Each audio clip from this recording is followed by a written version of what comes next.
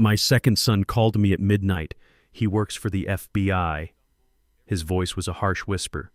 Dad, get out of your bed right now. Hide in the attic immediately. Turn your phone on silent. Lock the trapdoor and do not make a sound. I whispered back that he was scaring me. He practically growled through the receiver. Just do it. Do not let Trent know you are awake. I obeyed.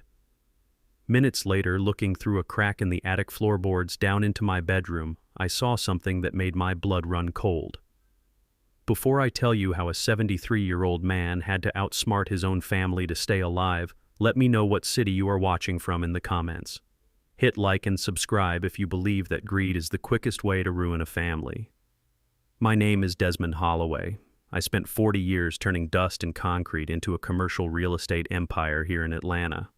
I survived the tough times. I built my fortune with calloused hands and a quiet mouth. I never flaunted my wealth. I drove a modest truck, wore plain clothes, and kept my business strictly to myself. But nothing prepared me for the betrayal brewing under my own roof. 3 months ago, my daughter Kloe and her husband Trent convinced me to move into their sprawling suburban mansion.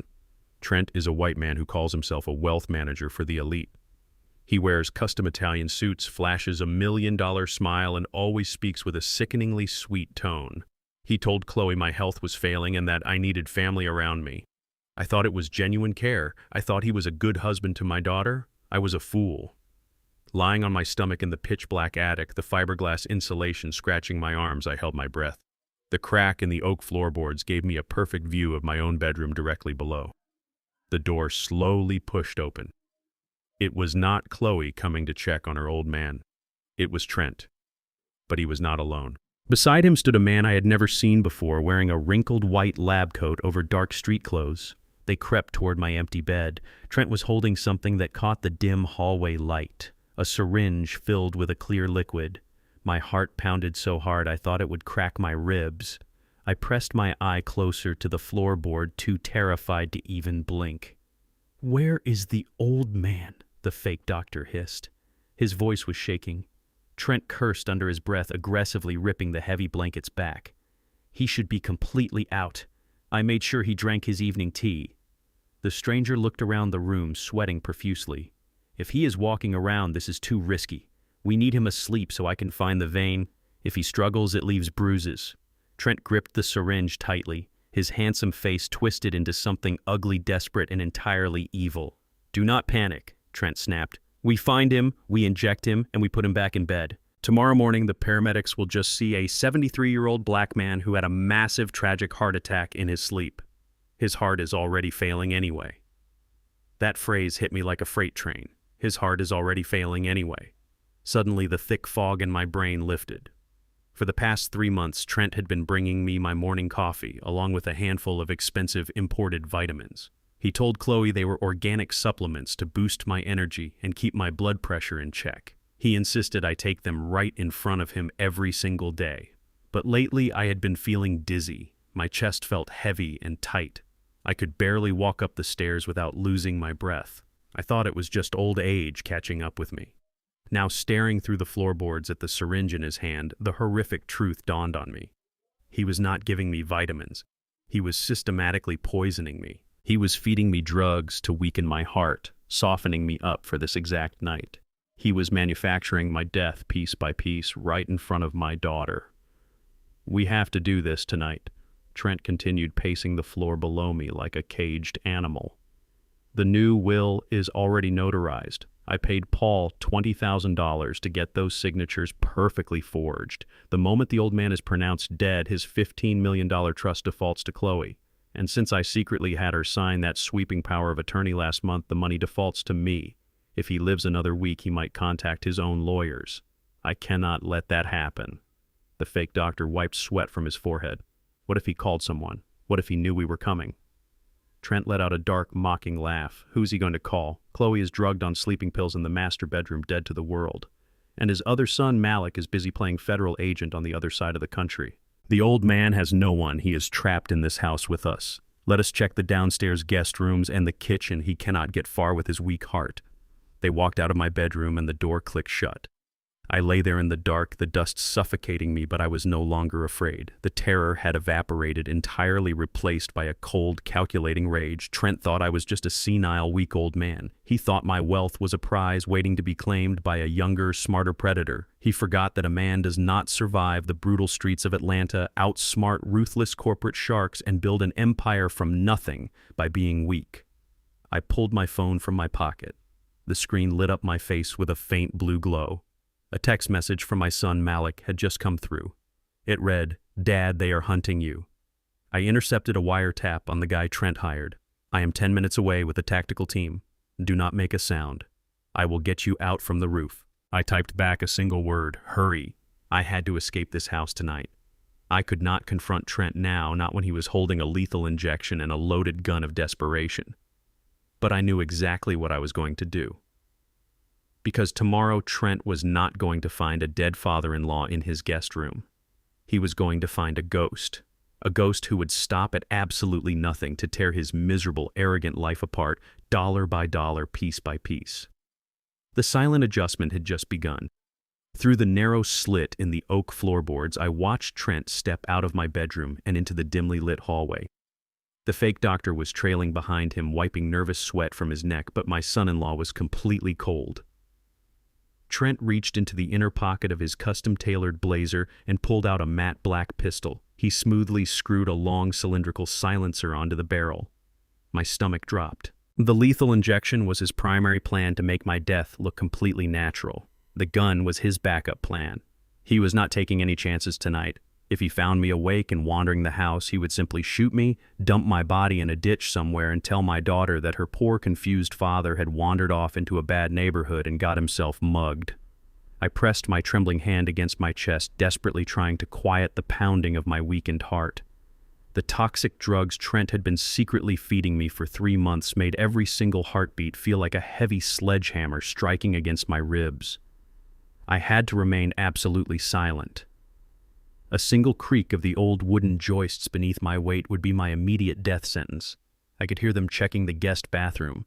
I heard the sliding closet doors being ripped open. Then the heavy, suffocating silence of the house was broken by the sound of Trent moving toward the hallway directly beneath my position. He was heading straight for the pull-down staircase that led to the attic.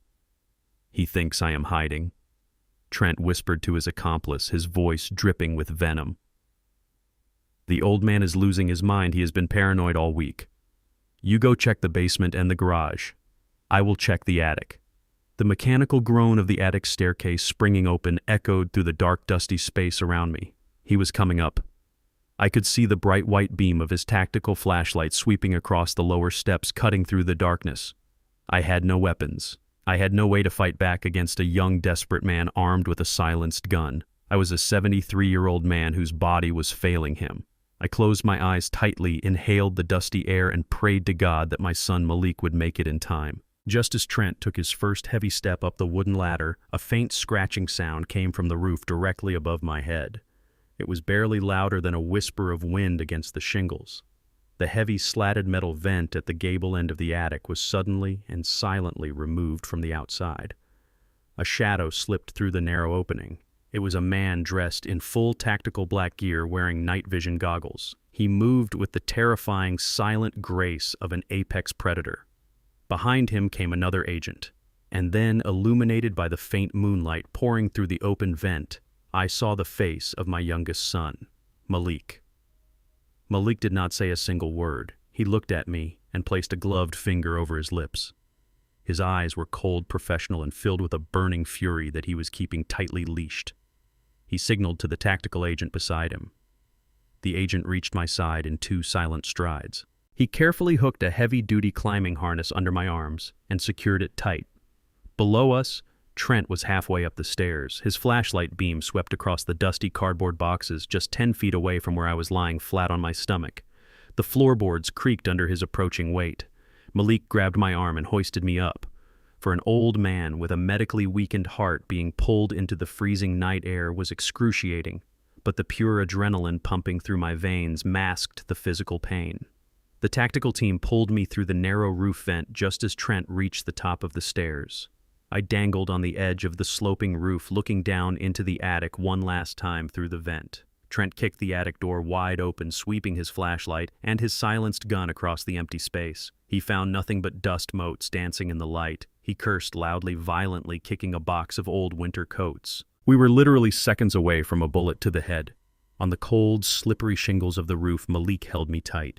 He pressed his mouth close to my ear to mask his voice from the wind. "Dad, you are safe now," he whispered. "But we are not arresting him tonight." I looked at my son, completely confused and suddenly very angry. I wanted Trent in handcuffs immediately. I wanted to see him dragged out of my daughter's house and thrown into a federal cell to rot. But Malik shook his head, a dark, calculating smile spreading across his face. "If we arrest him right now," Malik explained softly over the howling wind, "he only gets charged with attempted assault or a state-level fraud charge regarding the forged will.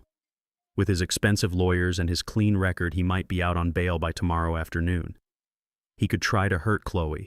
We cannot allow that. We need severe federal charges. We need him to commit wire fraud across international lines, and we need him to do it with his own fingerprints on the keyboard. He wants everyone to think you are a confused, senile old man who cannot take care of himself, so we are going to give him exactly what he wants." Malik tapped his earpiece and gave a silent hand signal to another agent who was positioned down on the ground level, hidden in the shadows of the backyard. Down below, the tactical agent quietly approached my first-floor bedroom window. With specialized tools, he silently pried the window open from the outside. He pushed it wide open, letting the cold night wind blow the heavy curtains around the room. He intentionally knocked over a glass of water on my bedside table, making it look like a clumsy accident. Finally, he took one of my old, worn-out slippers that he had grabbed from the room and left it lying in the dirt of the flower bed just outside the window. It was an absolute masterpiece of psychological manipulation. Trent was already spending his days trying to build a false narrative that I was suffering from severe dementia. When he went back downstairs empty-handed and found that open window, he would never think he had been outsmarted by an elite team from the Federal Bureau of Investigation. His massive, arrogant ego would never allow him to consider that possibility. Instead, his ego would lead him to the exact conclusion we wanted him to make. He would fully believe that his senile father-in-law had simply woken up in a state of extreme confusion, panicked, climbed out the bedroom window, and wandered off into the cold, dark streets of Atlanta wearing only pajamas and one slipper. It would perfectly justify his entire twisted narrative. Malik strapped me to a secure rappelling line, and we began our silent descent down the back side of the massive suburban house, disappearing completely into the thick line of oak trees bordering the dark property. As we walked toward the unmarked black tactical vans waiting in the shadows of the next street over, I looked back at the house. My daughter Kloe was sleeping in the master bedroom, completely unaware that she was married to a ruthless monster who was willing to murder her father for a trust fund. It broke my heart to leave her in that house, but Malik assured me that 2 undercover agents would be watching the property all night to ensure she was safe. My chest ached terribly, and my legs were trembling from the exertion, but my mind was sharper and clearer than it had been in years. Trent wanted to play a dangerous game of deception and greed. He truly thought he was the smartest man in the room. He thought he could easily steal the massive commercial empire I built with my own blood and sweat and throw me away like a piece of garbage. But as the heavy steel doors of the FBI van slid shut, enclosing me in the safe, glowing interior of the mobile command center, I realized something deeply satisfying. Trent had just signed his own definitive death warrant. The predator thought he was hunting a helpless, sick, old sheep. He did not realize he had just walked willingly into the jaws of a lion. And tomorrow I was going to let my arrogant son-in-law dig his own grave so deep he would never see the sunlight again. The unmarked black van descended deep into the subterranean parking garage of a federal building in downtown Atlanta. The heavy steel doors rolled shut behind us, cutting off the sounds of the city. Inside the safe house, the air was cold and smelled of ozone and stale coffee. The sterile, windowless room was a stark contrast to the sprawling, suffocating mansion I had just escaped. My chest was still heaving, the toxic drugs Trent had been feeding me, fighting against the pure adrenaline pumping through my veins. Malik handed me a bottle of water and a small white pill. He told me it was a real beta blocker prescribed by an FBI medical officer, not the poison my son-in-law had been slipping into my morning tea. I swallowed it gratefully, feeling the erratic, terrifying thumping in my chest slowly begin to steady.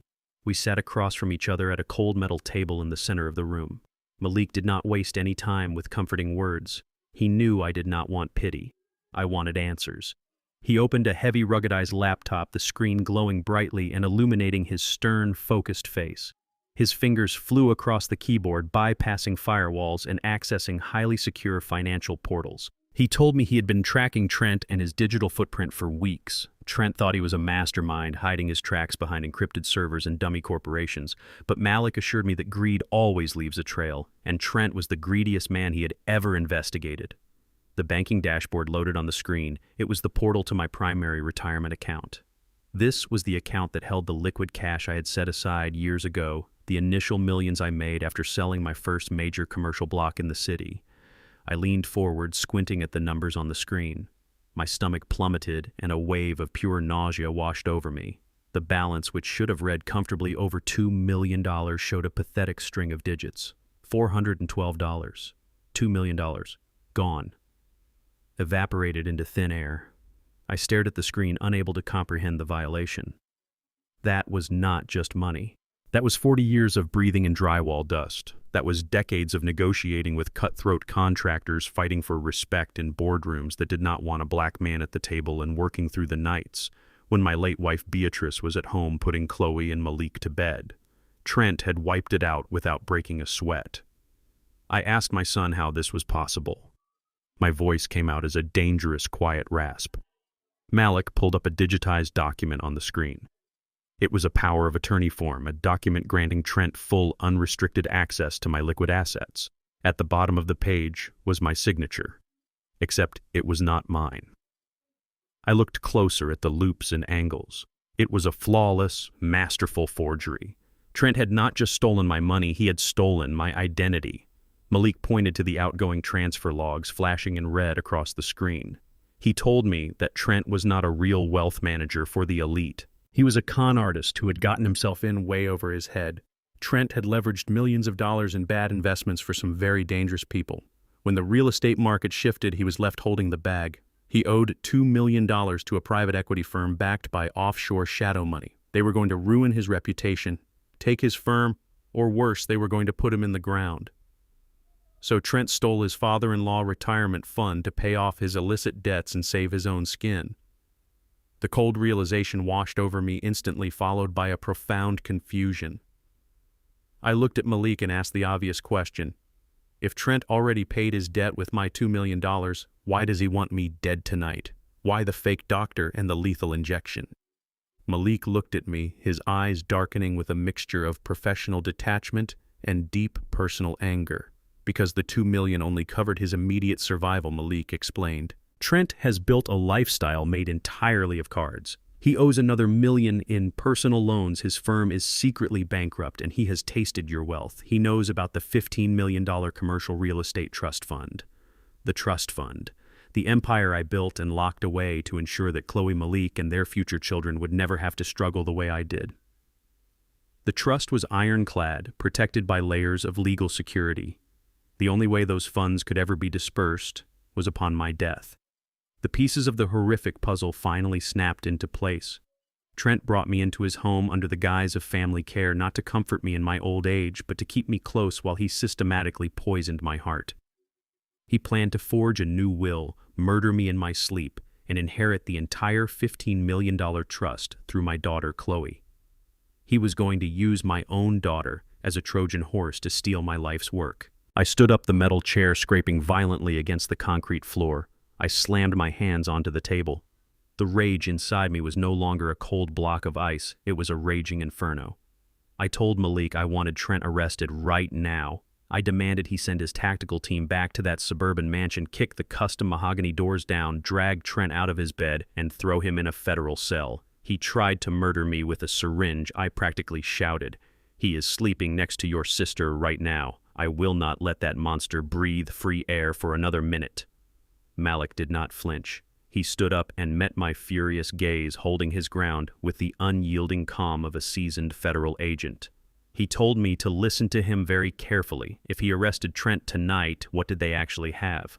A forged state document and an attempted assault charge that Trent and his expensive defense lawyers would drag through the local courts for years. Trent would claim the doctor was a rogue actor.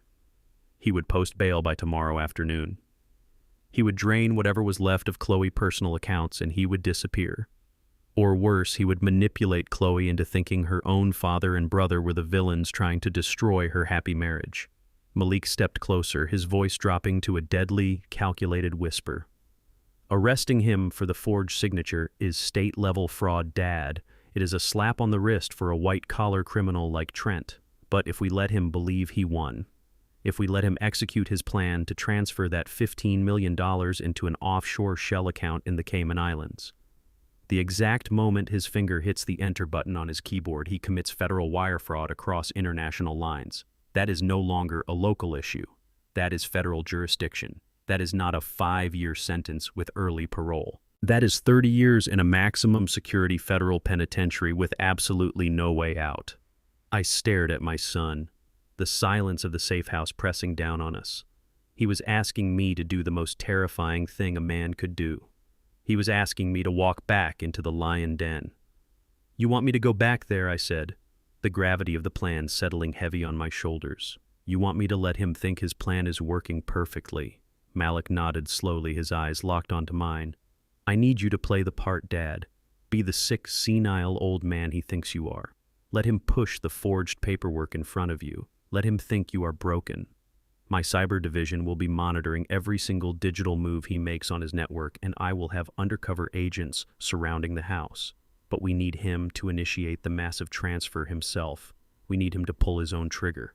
I thought about Trent. I thought about the sheer arrogance on his face as he held that syringe over my empty bed, treating my life like it was nothing more than an accounting error to be erased.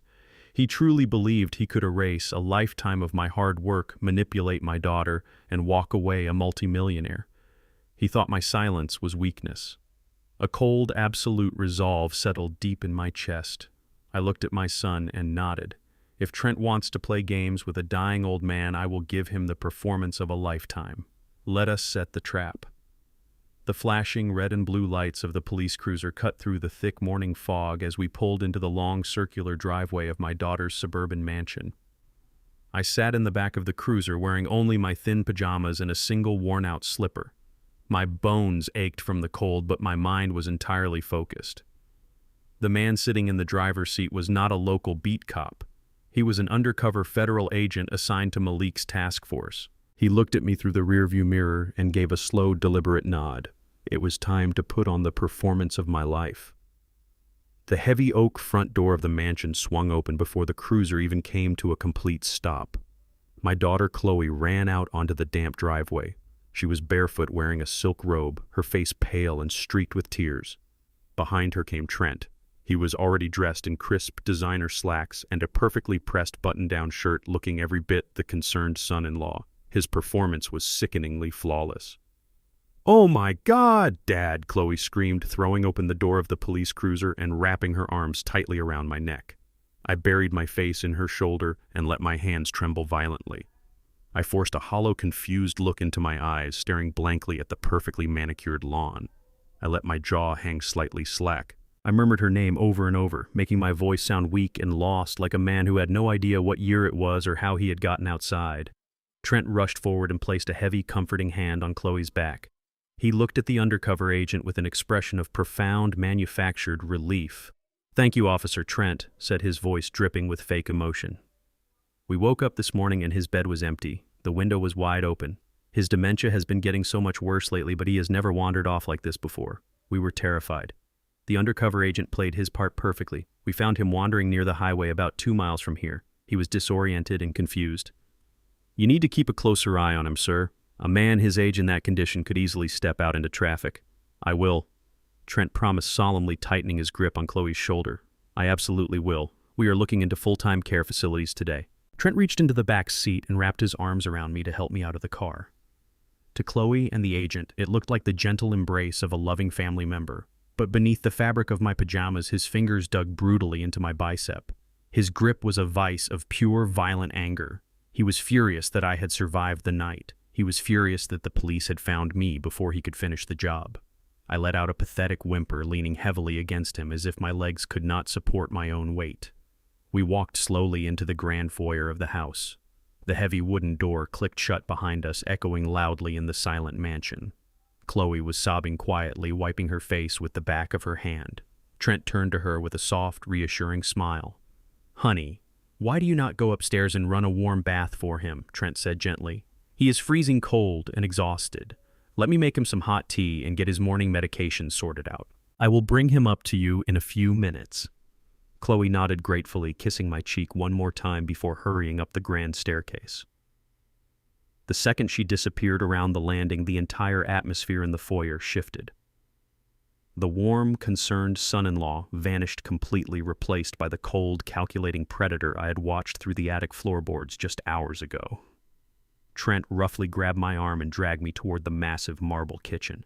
He shoved me down into a heavy wooden dining chair. I slumped forward, letting my chin rest near my chest, maintaining the illusion of a broken, senile old man. Trent paced across the kitchen, muttering curses under his breath. He ran his hands through his perfectly styled hair, clearly panicking that his master plan had been interrupted. "You stupid old fool," Trent hissed, pouring a glass of filtered water from the refrigerator. "You just had to go wandering off into the dark, did you not? You just had to make things complicated." He walked over to the kitchen island and pulled a small plastic vial from his pocket. It was not the organic vitamins he usually gave me. I watched him through the reflection of the stainless steel oven. He opened the vial and tapped a heavy dose of crushed white powder directly into the glass of water. He stirred it aggressively with a metal spoon, watching the lethal powder dissolve into the clear liquid. This was it, the lethal dose. He was not waiting for nightfall again. He wanted the $15 million trust fund today. What Trent did not know was that under the thick fabric of my oversized wool cardigan, I was wearing federal surveillance equipment. Tucked seamlessly into the second button of my sweater was a high-definition micro camera transmitting a live encrypted feed directly to Malik and his team, sitting in the mobile command center just 3 blocks away. Every curse, every crushed pill, every movement Trent made was being recorded and uploaded to federal servers. But Malik had prepared me for the most dangerous part of this operation. Trent was going to force me to drink the poison, and I had to make him believe he had succeeded. Strapped tightly to my inner forearm, hidden completely beneath the baggy sleeve of my cardigan, was a thick, highly absorbent medical-grade sponge wrapped in a waterproof plastic backing to protect my skin. Trent walked over and slammed the glass of water down onto the table right in front of me. His blue eyes were devoid of any human empathy. They were the eyes of a shark looking at a bleeding fish. "Drink this, Desmond," he commanded, his voice low and threatening. "It is your medicine. It will help your heart calm down. Drink every last drop." I slowly lifted my head, letting a string of saliva gather at the corner of my mouth. I looked at him with wide, vacant eyes. I let my hands shake violently as I reached for the glass. The heavy crystal clinked against my fingernails. "Kloe," I mumbled softly, slurring my words. "Where is my Beatrice? I want to go home." "You are home." "Old man," Trent sneered, leaning over me so close I could smell the expensive cologne on his neck. "Now drink the damn water before I force it down your throat." I picked up the glass with both trembling hands. I brought the rim of the glass to my lips. I closed my eyes and tilted my head back, opening my mouth, but I did not swallow a single drop. With practiced precision, I let the cold, bitter-tasting liquid flow out the side of my mouth, directly down my chin and straight into the wide opening of my cardigan sleeve. The heavy medical sponge strapped to my forearm instantly absorbed the water, soaking it up like a desert drinking the rain. I made a loud gulping sound, crushing my throat muscles to simulate a deep swallow. I pulled the empty glass away from my face and set it down on the table with a clumsy thud. I coughed a few times, wiping my wet chin with the back of my hand. Trent stared at the empty glass. A slow, dark, and deeply satisfied smile spread across his handsome face. The tension left his shoulders entirely. He truly believed he had just successfully murdered his father-in-law. He believed he had won the game. "Good boy," Trent whispered, patting my shoulder with mock affection. "Now you just sit there and relax. In about 20 minutes, your chest is going to feel very tight. You are going to feel very sleepy. And then you are going to make me a very rich man." I slumped forward, resting my forehead on the cold wood of the dining table, letting my breathing slow down to a shallow, ragged rhythm. I closed my eyes and played the part of the dying victim perfectly. But beneath the table, my hands were curled into tight fists of pure iron. Trent thought he was waiting for my heart to stop beating. He had absolutely no idea that the federal trap had just slammed shut around his neck. The wire fraud was next. He was going to move the money today. And when he did, I was going to rise from this table not as a victim but as the architect of his total and absolute destruction. I let my body go completely limp at the kitchen table. My breathing slowed to a shallow, ragged rattle. Trent did not call an ambulance. He did not check my pulse. He simply dragged my dead weight into a heavy medical wheelchair he had hidden in the garage. For the next hour, I sat slumped in the center of their opulent living room, staring blankly at the expensive Persian rug. The micro camera hidden in my cardigan button was capturing every second of his sick theater. The audio transmitter taped to my ribs was broadcasting live to my son Malik and his federal task force down the street. The doorbell rang just before noon. Trent rushed to open it, putting on his mask of deep, desperate concern. Walking through the door was the exact same man I had seen through the attic floorboards the night before. The man who had been holding a lethal injection in my bedroom. Today he was not dressed like a midnight assassin. He was dressed in a pristine tailored suit, carrying an expensive leather medical bag, looking exactly like an elite private physician. Trent introduced him to my daughter as Dr. Arrogance, a highly recommended neurologist who specialized in rapid cognitive decline. Kloe was sitting on the sofa, her eyes red and swollen from crying all morning. She looked at the doctor with desperate hope, not knowing she was looking at a hired hitman. Dr. Arrogance approached my wheelchair with a sickeningly sweet smile. He knelt in front of me and shined a small pen light into my eyes. I kept my gaze totally vacant, staring straight through his head. I did not blink. I did not focus. He lifted my arm to check my reflexes, and I let it drop like a heavy bag of wet sand. He asked me basic questions. He asked me what my name was. He asked me if I knew what year it was. I responded with a confused, pathetic whimper, letting a single string of saliva roll down my chin. I whispered my late wife Beatrice's name, begging her to take me home to the old neighborhood. The performance was flawless, but inside my mind was a steel trap. I was recording every lie falling from this imposter lips. I was memorizing the sound of his voice for the day I would testify against him in federal court. Dr. Arrogance stood up and turned to Kloe with a rehearsed look of profound medical sympathy. He told her that the sudden wandering last night, the loss of motor function, and the complete cognitive disconnect were catastrophic signs. He diagnosed me on the spot with late-stage rapid-onset Alzheimer's disease compounded by severe physical heart failure. He told my weeping daughter that I was no longer Desmond Holloway, the brilliant real estate developer who built an empire from nothing. He looked her right in the eyes and said I was an empty shell, entirely incapable of making decisions, taking care of myself, or managing my own affairs. Kloe broke down sobbing into her hands. Her shoulders shook violently as the weight of the diagnosis crushed her. She kept repeating that I was perfectly fine just a few months ago. She begged the doctor to tell her how a strong man could deteriorate so incredibly fast. Trent sat down beside her on the sofa, wrapping his arm tightly around her shoulders. He pulled her close, burying her face in his chest. He played the role of the protective, loving husband perfectly. He kissed the top of her head and told her that dementia is a cruel, invisible thief that steals our loved ones away overnight. He told her they had to be strong for me now because I could no longer be strong for myself. Then Trent made his real move. He reached onto the glass coffee table and picked up a thick stack of legal documents. It was a petition for a permanent medical and financial conservatorship. It was a legal mechanism designed to strip a human being of every single right they possess. It would give Trent total and absolute control over my medical care, my living situation, and most importantly, my $15 million commercial trust fund. Trent placed a heavy gold pen in Kloe's trembling hand. He leaned in close to her ear, and his voice dripped with manufactured grief and psychological poison. He told her they had to do this right now. He pointed at the fake doctor and whispered that she heard the diagnosis herself. "Your father is a profound danger to himself, Kloe," he said softly. "If we do not take legal control right now, the state might step in and force him into a cold public facility. He could wander out into the street again tonight and get killed. I am doing this to protect him from himself. We have to take over his assets to pay for his round-the-clock private care. It is the only way to keep him safe in our home. Sitting in that wheelchair, I let the tears flow freely down my wrinkled face. To the monsters, in the room it looked like the pathetic crying of a broken mind lost in the fog of dementia. But my tears were absolutely real. I was crying for my daughter. I was crying because I was watching a predator manipulate my little girl, using her genuine love for her father as a weapon against her.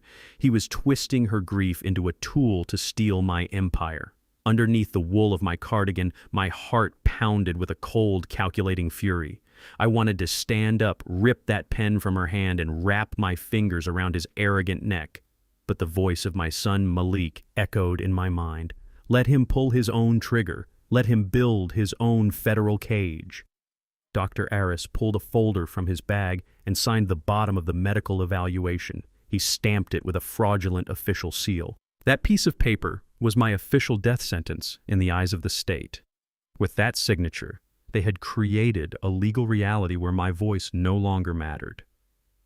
Trent slid the conservatorship papers closer to Kloe, tapping the line where she needed to sign as my next of kin. He told her it was just a formality to let him handle the stressful financial burdens so she could just focus on loving her dad. Kloe hesitated. She looked at me sitting in the wheelchair, slumped and drooling. She wiped her nose and told Trent that I always hated the idea of losing my independence. She said I fought for every dollar I ever made, and it felt deeply wrong to take my name off my own life work. Trent tightened his grip on her shoulder, digging his fingers in just enough to assert physical control. He looked at her with cold, authoritative eyes. He told her that the man who built that empire was already gone. He pointed directly at my face and coldly stated that I was just a physical burden now. He told her that if she did not sign, she was essentially abandoning me to die. The emotional blackmail was too much for her fragile state to bear. Kloe wiped her eyes, took a deep, shaky breath, and pressed the pen to the paper. The scratching sound of the ink on the document echoed in the quiet living room. She signed her name, transferring the power of my life directly into the hands of my would-be murderer.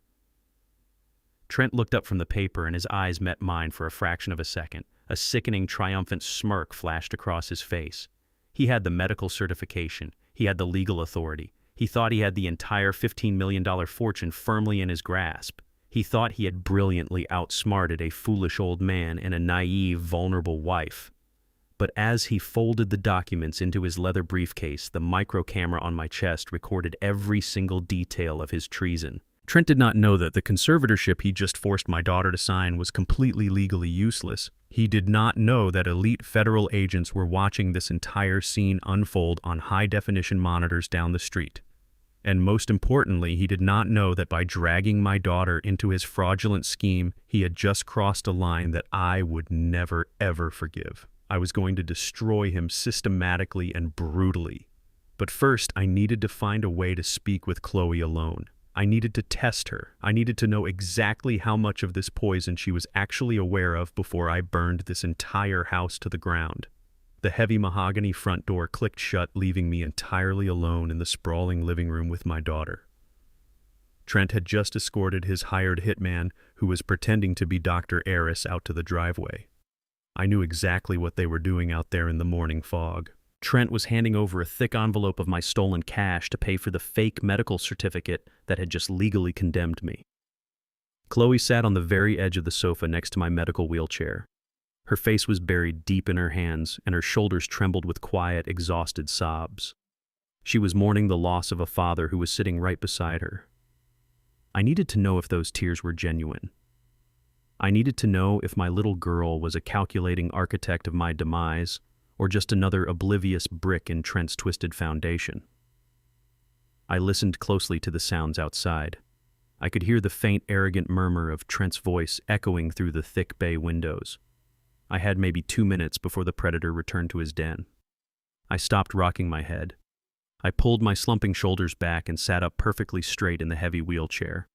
I reached out and clamped my hand securely around Kloe's wrist. My grip was not the weak, trembling touch of a dying man slipping into dementia. It was the iron grip of a master builder. It was the exact same grip that had hauled steel and mixed concrete for 40 years on the sweltering streets of Atlanta. Kloe gasped loudly, and her head snapped up. Her tear-filled eyes widened in absolute shock. "Dad," she whispered, her voice trembling with a mixture of fear and sudden hope. You are hurting me. I stared directly into her eyes, dropping the vacant, drooling stare completely. My voice was low, sharp, and perfectly clear. Listen to me very carefully, Kloe. We do not have much time. I need you to answer my question right now without thinking. She froze completely. Her breath hitched in her throat. People who read about dementia online often believe in moments of sudden, miraculous clarity. Kloe truly thought she was witnessing one of those rare, fleeting windows where her real father temporarily broke through the suffocating fog of a diseased mind. "Oh my God, Dad, you remember me," she sobbed, leaning in heavily to hug my neck. I put my firm hand on her chest and pushed her back gently, but with absolute authority. "There is no time for crying," I commanded, keeping my voice to a harsh whisper. "Look at me. Look at this house, the mansion we are sitting in right now, the one I gave you the $2 million down payment for when you got married. Where is the deed, Kloe? Who holds the title to this property right now?" Severe confusion washed over her delicate face. She blinked rapidly, struggling to understand why her dying father was suddenly interrogating her about real estate deeds instead of telling her he loved her. "Dad, why are you asking about the house right now? You need to rest. You are very sick." I squeezed her wrist, a fraction tighter, grounding her to the reality of the moment. "Answer the question, Kloe. Have you signed anything regarding the deed to this house recently?"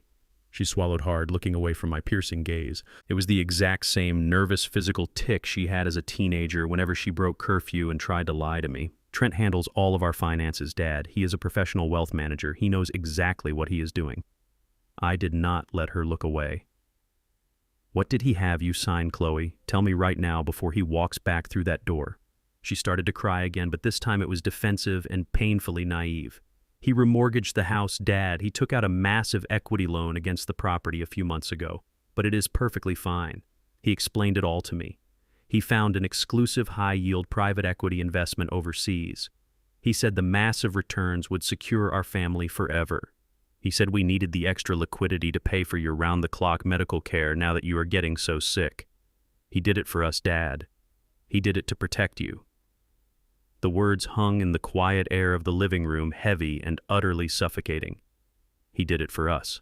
The sheer magnitude of Trent's depravity hit me so hard I actually felt physically ill. My brilliant, beautiful daughter had been completely blinded by a charismatic, ruthless sociopath. She was not a co-conspirator in my murder. She was just another victim, being systematically bled dry. Trent had not just stolen the $2 million from my retirement account to cover his shady tracks. He had secretly leveraged the very roof over his wife's head to pay off his dangerous underworld debts. He had maxed out every single cent of equity in this sprawling suburban mansion. I saw the entire horrifying endgame unfold perfectly in my mind.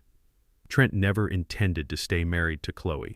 The moment he successfully transferred my $15 million commercial trust into his offshore shell accounts, he was going to vanish completely. He would board a first-class flight to a country with no extradition treaty, leaving my daughter waking up in an empty bed. When the smoke finally cleared, the banks would come knocking. They would foreclose on this estate. Kloe would be left with absolutely nothing. No husband, no father, no inheritance, and millions of dollars in fraudulent debt permanently attached to her name. He was going to throw my little girl out onto the street without a second thought. Any lingering shred of paternal hesitation inside me evaporated into nothingness in that exact instant. Up until this moment, a small, foolish part of me had wondered if Trent actually loved my daughter. I had wondered if his financial desperation had simply driven a deeply flawed man to do terrible things. But there was nothing remotely good about Trent Sterling. He was a parasite. A tapeworm wearing a custom Italian suit feeding relentlessly on the lifeblood of my family. The pain of watching my daughter blindly defend the man who was actively destroying her quickly morphed into a cold, bottomless cruelty within my soul. I did not just want to send Trent to prison anymore. Prison was too easy. I wanted to break him entirely. I wanted to strip away his extreme arrogance, humiliate him in front of the wealthy elite he worshipped, and watch his entire carefully constructed world burn to ash. I was going to ruin him so completely that his own name would become a curse word in this city. The heavy footsteps of Trent's expensive leather shoes echoed loudly on the marble tiles of the front porch. He was coming back inside. I released Kloe's wrist instantly. I slumped my shoulders forward, letting my chin fall heavily back down to my chest. I unfocused my eyes, staring blankly at the expensive floorboards, and let a soft, pathetic moan escape my lips.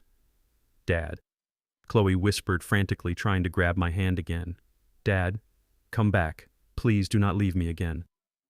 The brass door handle clicked, and Trent strolled casually into the living room, whistling a cheerful, upbeat tune. He looked at Kloe, who was crying fresh, devastated tears over my sudden return to a catatonic state. He walked over and kissed the top of her head, his hand resting casually on the rubber grip of my wheelchair.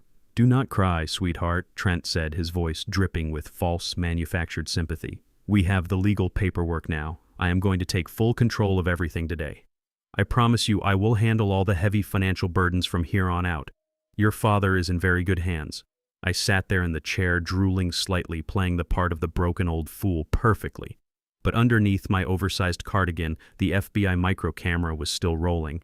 My son Malik was listening to every single word from the mobile command center down the street. Trent thought he was staring at a dying, powerless man. He had no idea he was looking at the architect of his absolute destruction. I'd given him the rope, and now it was time to watch him hang himself. Trent grabbed the handles of my medical wheelchair with a rough, sudden jerk. He told Kloe to go upstairs to take a long, hot bath and leave the stressful financial paperwork to him. He played the supportive husband so perfectly that my daughter actually kissed his cheek and thanked him before disappearing up the grand staircase. The moment she was out of sight, Trent wheeled me down the long, echoing hallway and shoved my chair into his private home office. He kicked the heavy mahogany double doors shut and turned the deadbolt. The sharp metallic click of that lock was supposed to be the sound of my absolute doom. Trent thought he was locking me in a cage. He had no idea he was sealing himself inside a federal trap. The office was a disgusting monument to his fragile, massive ego. It was filled with leather-bound books he had never read, imported antique furniture bought entirely on credit, and a massive glass desk that took up half the room. He parked my wheelchair violently in front of that desk, locking the wheels so I could not move. The fake sympathy, the gentle son-in-law routine, it all vanished instantly. In the privacy of this locked room, the real Trent Sterling finally took off his mask. He walked around the desk and opened a sleek leather briefcase. He pulled out a thick stack of legal documents and spread them out across the glass surface. I recognized the official bank letterhead immediately. It was the master transfer authorization for my primary commercial real estate trust, $15 million in prime Atlanta properties and liquid cash. The empire I had built from nothing, bleeding and sweating in the Georgia sun, was reduced to a stack of papers on a con artist's desk. Trent leaned over the desk, resting his hands on the armrests of my wheelchair, effectively trapping me. He looked down at me with a level of disgust and racial contempt that he had carefully hidden for years. "Look at you, Trent," whispered, his voice dripping with pure, unadulterated venom. 40 years of breaking your back. 40 years of playing the humble, hard-working man, hoarding all that wealth, building your little empire, and for what? To end up a drooling, pathetic mess trapped in my house. He picked up a heavy, solid gold pen and tapped it rhythmically against the glass. "You never really liked me, did you, Desmond? You always looked at me like I was just some slick white boy trying to spend your money. You thought you were so much smarter than me just because you hauled concrete and I wore suits. Well, you were right about one thing, old man. I am going to spend your money. I am going to spend every single dime of it, and I am not going to lose a second of sleep over it." He shoved the transfer document right under my nose. Next to it, he placed a small black ink pad. "The fake doctor's certificate is great," Trent sneered, walking around to stand directly behind me. "But offshore bank managers are notoriously annoying. They like to see a fresh signature and a thumbprint for large, irrevocable transfers. It makes them feel secure. It makes the transaction bulletproof." He grabbed my right hand with brutal force. I let my arm go completely limp, offering no resistance. I forced a weak, terrifying whimper from my throat. I let my breathing turn shallow and erratic. I let a fresh, warm tear roll down my wrinkled cheek, playing the part of a terrified, confused old man who had no earthly idea what was happening. Trent forcefully pressed my thumb deep into the dark ink. Then he jammed my hand down onto the bottom of the thick paper. The dark smudge of my fingerprint marked the document permanently. Then he picked up the gold pen and shoved it into my trembling fingers. "Sign it," Desmond, Trent commanded, his voice dropping into a harsh, vicious growl. "Just write your name on the dotted line. Do it right now, or I swear to God I will make sure the public facility I dump you in tomorrow is the worst, most abusive hellhole in this entire state." They will strap you to a bed and let you rot in the dark. I let my hand shake violently. The gold pen felt heavy and cold. The metal nib scratched aggressively against the thick premium paper. I slowly and deliberately formed the letters of my name. Desmond Holloway. The signature was shaky, jagged, and uneven. It was the exact handwriting of an elderly man rapidly losing his motor functions under extreme psychological duress. But it was mathematically and legally my authentic signature. I let the pen slip from my fingers. It clattered loudly against the glass desk. I slumped my head forward, burying my chin into my chest, and let out a soft, broken sob. Trent snatched the document off the desk, holding it up to the overhead light. A massive, greedy smirk spread across his face. His blue eyes lit up with the manic, unhinged joy of a predator who had finally made his kill. He traced his finger over my shaky signature and laughed aloud. It was a cold, heartless sound. He had it. He had the ultimate key to $15 million. He believed he had just legally stolen my entire life. But as he stood there gloating, admiring the piece of paper that he believed would fund his luxurious escape, my heart beat with a steady, rhythmic calmness. The micro camera, hidden flawlessly in the second button of my wool cardigan, recorded his triumphant, smiling face in perfect high definition. He was smiling at a document that was actually his federal death warrant. What my arrogant son-in-law did not know, what his narcissistic brain could never have possibly anticipated, was exactly what had happened at 4 a.m. in that subterranean FBI safe house. Before my son Malik put me in that police cruiser to bring me back to this mansion, we had a very private, heavily encrypted video call with my personal estate attorney. My lawyer is a ruthless, brilliant man who has guarded my corporate assets against corporate sharks for 20 years. Together in the dead of night, we had executed a highly classified legal maneuver known in extreme financial circles as a poison pill. We legally and permanently invalidated my signature moving forward. We registered a sworn, federally witnessed affidavit stating that any document, any transfer, or any authorization bearing the signature or fingerprint of Desmond Holloway executed after 4 o'clock that morning was to be immediately flagged as an act of criminal duress. But Malik and my lawyer did not just set up a simple block. They rigged the entire banking infrastructure. The moment that specific forged document was scanned and submitted to the trust management bank, it would not just decline the transfer. It would trigger a silent, unbreachable, absolute freeze on all assets connected to the requester. Every single bank account, credit line, and shell corporation tied to Trent Sterling would instantly lock down.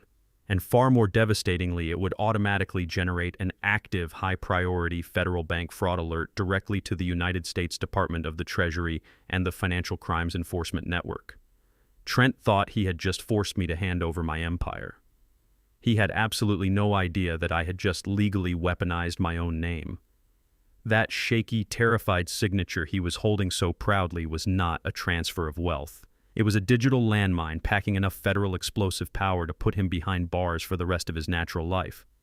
And Trent was about to step right on it with a massive, arrogant smile on his face. I sat in the medical wheelchair, keeping my head bowed, hiding the cold, predatory satisfaction burning in my eyes. I listened to him hum a cheerful tune as he walked over to his high-speed scanner. Go ahead, Trent, I thought to myself, the silence in the room filled only by the mechanical whirring of his machine. Scan the paper, send it to the bank, try to take the money you think you have stolen. I am not just going to watch your entire world burn to the ground. I am the one handing you the matches. The mechanical whirring of the high-speed scanner was the only sound in the suffocatingly silent office. Trent stood over the machine, his eyes glued to the glowing green progress bar as it digitized the document I had just signed. He was practically vibrating with nervous, greedy energy. He pulled the thick premium paper from the feeder and held it up to the light one last time, admiring my shaky, terrified signature, as if it were a priceless work of art. To him it was. It was his golden ticket out of the massive hole of debt he had dug for himself. He casually tossed the original document into a heavy steel safe behind his desk and sat down in his high-backed leather executive chair. He cracked his knuckles, a sickeningly arrogant gesture, and woke up his massive dual-monitor computer setup. The screens cast a cold blue light across his handsome, treacherous face. I I remained slumped in my medical wheelchair, my head tilted downward, my jaw slack. But I made sure to angle my chest perfectly toward the center of his desk. The micro camera hidden flawlessly inside the second button of my wool cardigan had a direct, unobstructed line of sight to his computer monitors. I let my breathing remain shallow and erratic, playing the part of the broken man perfectly, but internally, my focus was sharper than a razor. Trent navigated through a labyrinth of encrypted folders and secure banking portals. He was logging into the master control interface for my primary commercial real estate trust. This was the fortress I had built over 40 years, a financial stronghold holding $15 million in liquid cash and prime property assets. He typed in the administrative passwords he had secretly stolen from my private files weeks ago. He uploaded the fake medical certificate signed by his hired hitman. Then he uploaded the digital copy of the transfer authorization bearing my newly forged thumbprint and signature. He was so incredibly confident. He truly believed he was a financial mastermind executing the perfect crime. He began typing in the destination routing numbers. I watched the screen closely through my half-closed eyelids. He was not moving the money to a local bank. He was setting up a massive, irrevocable wire transfer to a shell corporation registered in the Cayman Islands. It was a classic, desperate move by a white-collar criminal trying to hide stolen funds behind the impenetrable wall of offshore banking secrecy. "Look at this, old man," Trent whispered to me, not even bothering to turn around. His eyes were completely locked on the glowing digits on his screen. $15 million. All those years you spent breathing in concrete dust, fighting with contractors in the sweltering heat, saving every penny while you drove that pathetic, rusty truck. And it takes me exactly 4 minutes of typing in an air-conditioned room to take it all away from you. You worked your entire life so I could retire on a private beach." He laughed, a cold, hollow, deeply evil sound that echoed off the mahogany walls of the office. He reached out and grabbed his solid gold mouse, moving the cursor to hover directly over the large, bright green button that read Submit Transfer. I kept my face perfectly blank, letting a slow string of saliva drip from the corner of my mouth onto my cardigan. But in my mind, I was smiling a dark, ruthless smile. Trent had absolutely no idea what was happening, just 3 blocks away. Hidden in the shadows of a quiet suburban cul-de-sac inside the heavily armored mobile command center of the Federal Bureau of Investigation, my son Malik was watching this exact same computer screen. Malik and his elite team of cyber crimes agents were receiving the live encrypted video feed from the camera on my chest. They were capturing every single keystroke. They were logging the offshore routing numbers. They were recording the high-definition audio of Trent loudly bragging about stealing my life savings. They were building an impenetrable fortress of federal evidence, brick by digital brick. The trap we had set at 4 a.m. was designed for this exact microscopic moment in time. If Trent had just stolen cash from my wallet, it would be petty theft. If he had just forged my signature on a local real estate deed, it would be a state-level fraud charge. He could hire an expensive defense attorney post-bail and drag the trial out for years. He could manipulate my daughter and spin a web of lies to protect his reputation. But Trent was too greedy for local theft. His massive, fragile ego demanded that he move the entire $15 million fortune into an international shadow account, and that greed was his fatal flaw. The moment you use an electronic communication system, a phone, a computer, or a banking network to defraud someone and move stolen funds across state lines or international borders, the crime instantly changes. It crosses a massive legal threshold. It is no longer a local issue for the county police. It becomes federal wire fraud. It triggers the direct jurisdiction of the United States Department of Justice. Trent thought he was clicking a button to buy his freedom. He did not realize he was pulling the trigger on a federal felony. The sentencing guidelines for state fraud might have given him 5 years in a minimum security country club prison. But the moment he moved that money to the Cayman Islands, the federal penalty skyrocketed to 30 years in a maximum security penitentiary with absolutely zero chance of early parole. I watched him take a deep breath. He ran his hand through his perfectly styled hair, savoring the moment of his ultimate victory. He looked at the screen, a look of pure, unadulterated worship in his blue eyes. "Goodbye, Desmond," Trent whispered softly. His index finger clicked down on the mouse. He hit the enter key. The computer screen loaded for a fraction of a second, and then a large green check mark appeared, followed by the words, "Transfer request submitted. Pending verification." Trent threw his hands up in the air and let out a loud, victorious cheer. He spun his leather chair around, stood up, and practically danced over to his private wet bar in the corner of the office. He grabbed a heavy crystal tumbler and poured himself 3 fingers of a ridiculously expensive scotch. He walked back over to my wheelchair, his face flushed with the adrenaline of a successful heist. He raised his glass in a mocking toast, holding it right in front of my face. To you, Desmond Holloway. Thank you for your generous contribution to the Trent Sterling Early Retirement Fund. You can rot in a state facility now. I am done with you. He tilted his head back and swallowed the expensive liquor, savoring the burn. I sat perfectly still, letting him enjoy his drink. I let him enjoy his manufactured victory, because I knew the truth. I knew that the federal banking system had just caught his transfer request in mid-air. I knew that the poison pill my lawyer had installed was silently analyzing the forged signature he had just uploaded. I knew that Malik and his federal agents were high-fiving each other in the back of their surveillance van, having just secured the final indisputable piece of evidence needed to bury Trent forever. The trap had snapped completely shut. There was no going back. The crime was committed, documented, and federally sealed. Trent was officially a dead man walking. He just did not know it yet. But tonight, in front of the entire wealthy elite of Atlanta, I was going to tear his blindfold off. I was going to let him see the monster he truly was right before I let the federal government drag him straight down to hell. The clinking of crystal champagne glasses sounded like shattering glass in my ears. Trent had rented out the grand ballroom of the absolute most exclusive country club in the heart of Atlanta. It was a place with towering marble pillars and gold leaf ceilings.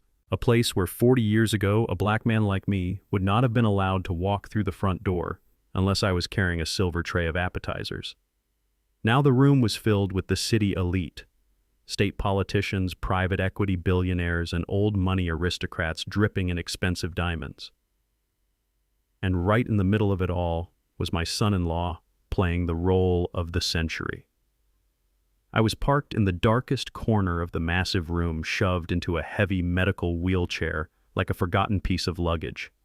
Trent had forced my daughter to dress me in a stiff, oversized tuxedo that swallowed my frame, making me look infinitely more fragile and pathetic than I actually was. He had combed my hair flat against my scalp and draped a thick checkered blanket over my knees. I was the perfect tragic prop for his grand performance. A dying, senile king brought out for one last public viewing before being locked away in the dungeon forever. Through my half-closed eyes, I watched Trent work the room. He was a master charlatan. He shook hands with powerful senators, kissed the cheeks of wealthy socialites, and laughed loudly with investment bankers. He moved with the overwhelming, arrogant confidence of a man who firmly believed he had just successfully stolen $15 million. He thought the money was sitting safely in a Cayman Islands shadow account waiting to fund his new luxurious life. He was using my blood, my sweat, and my legacy to buy himself a prestigious seat at the table of the ultra-rich. Across the room, my beautiful daughter Kloe was holding a glass of sparkling water, looking absolutely exhausted.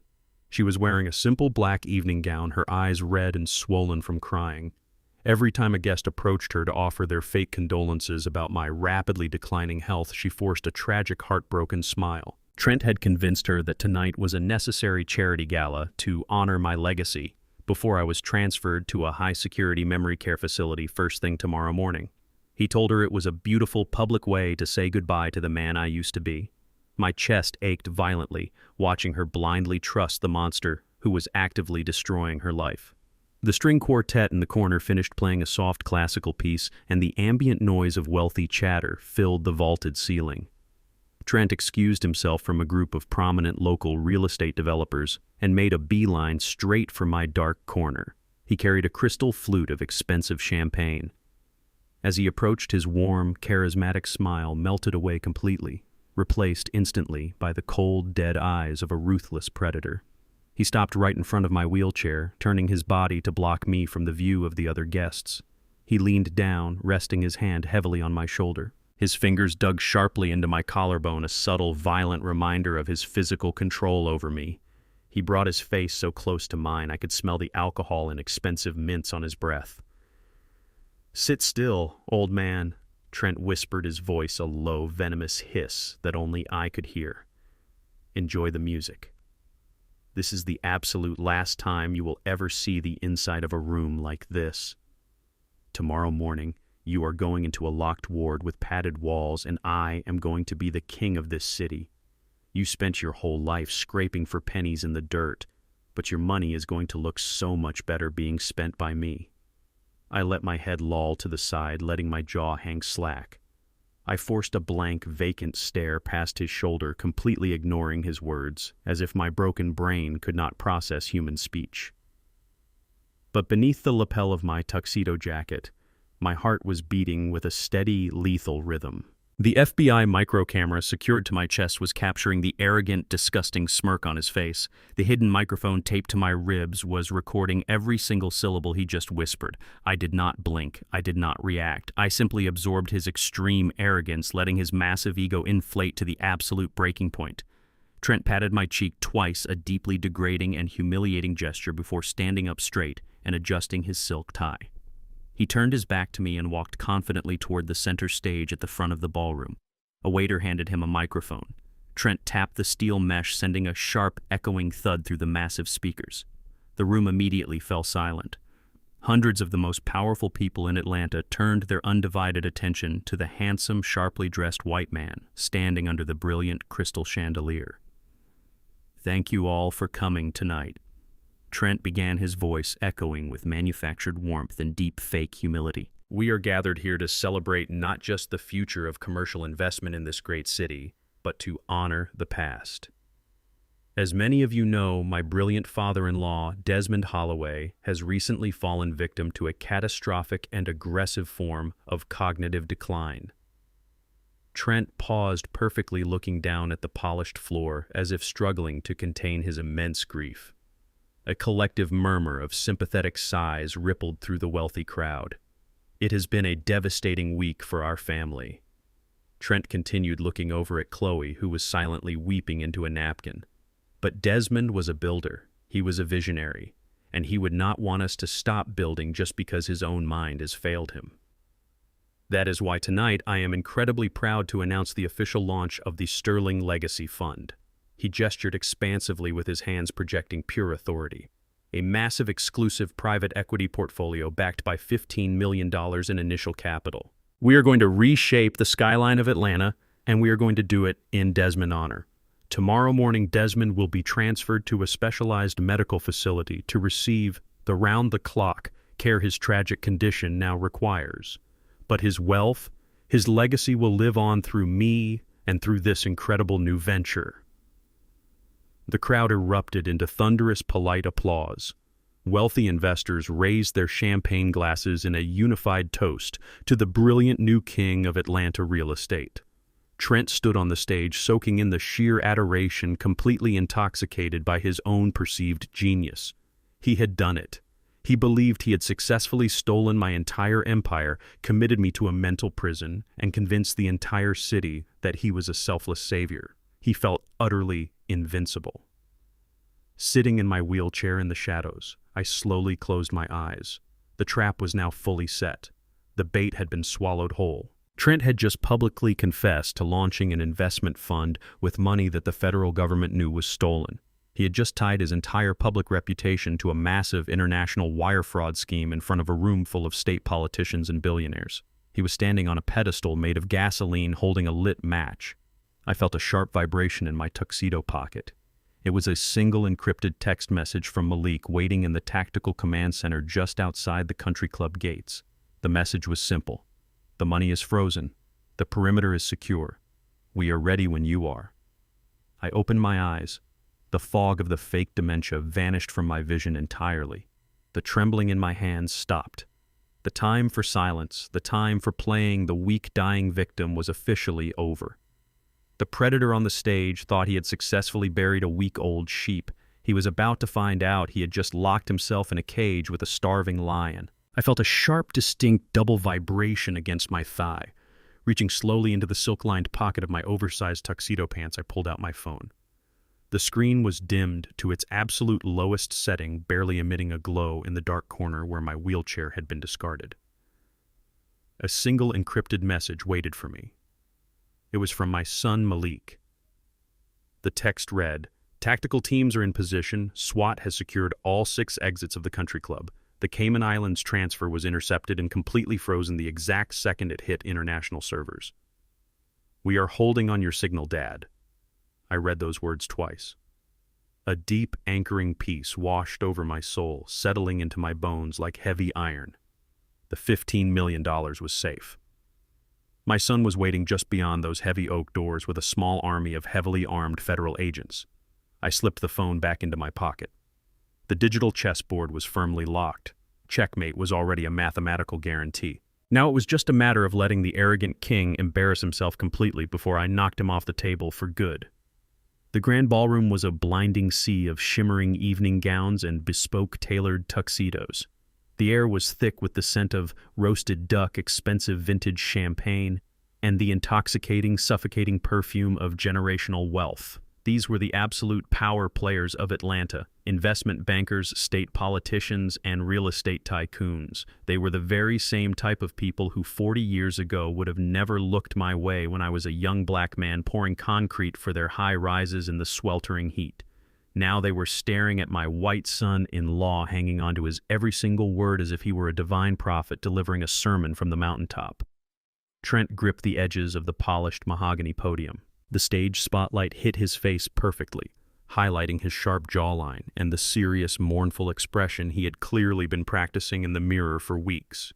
He leaned into the microphone. His voice resonated through the massive speakers. It was a master class in emotional manipulation.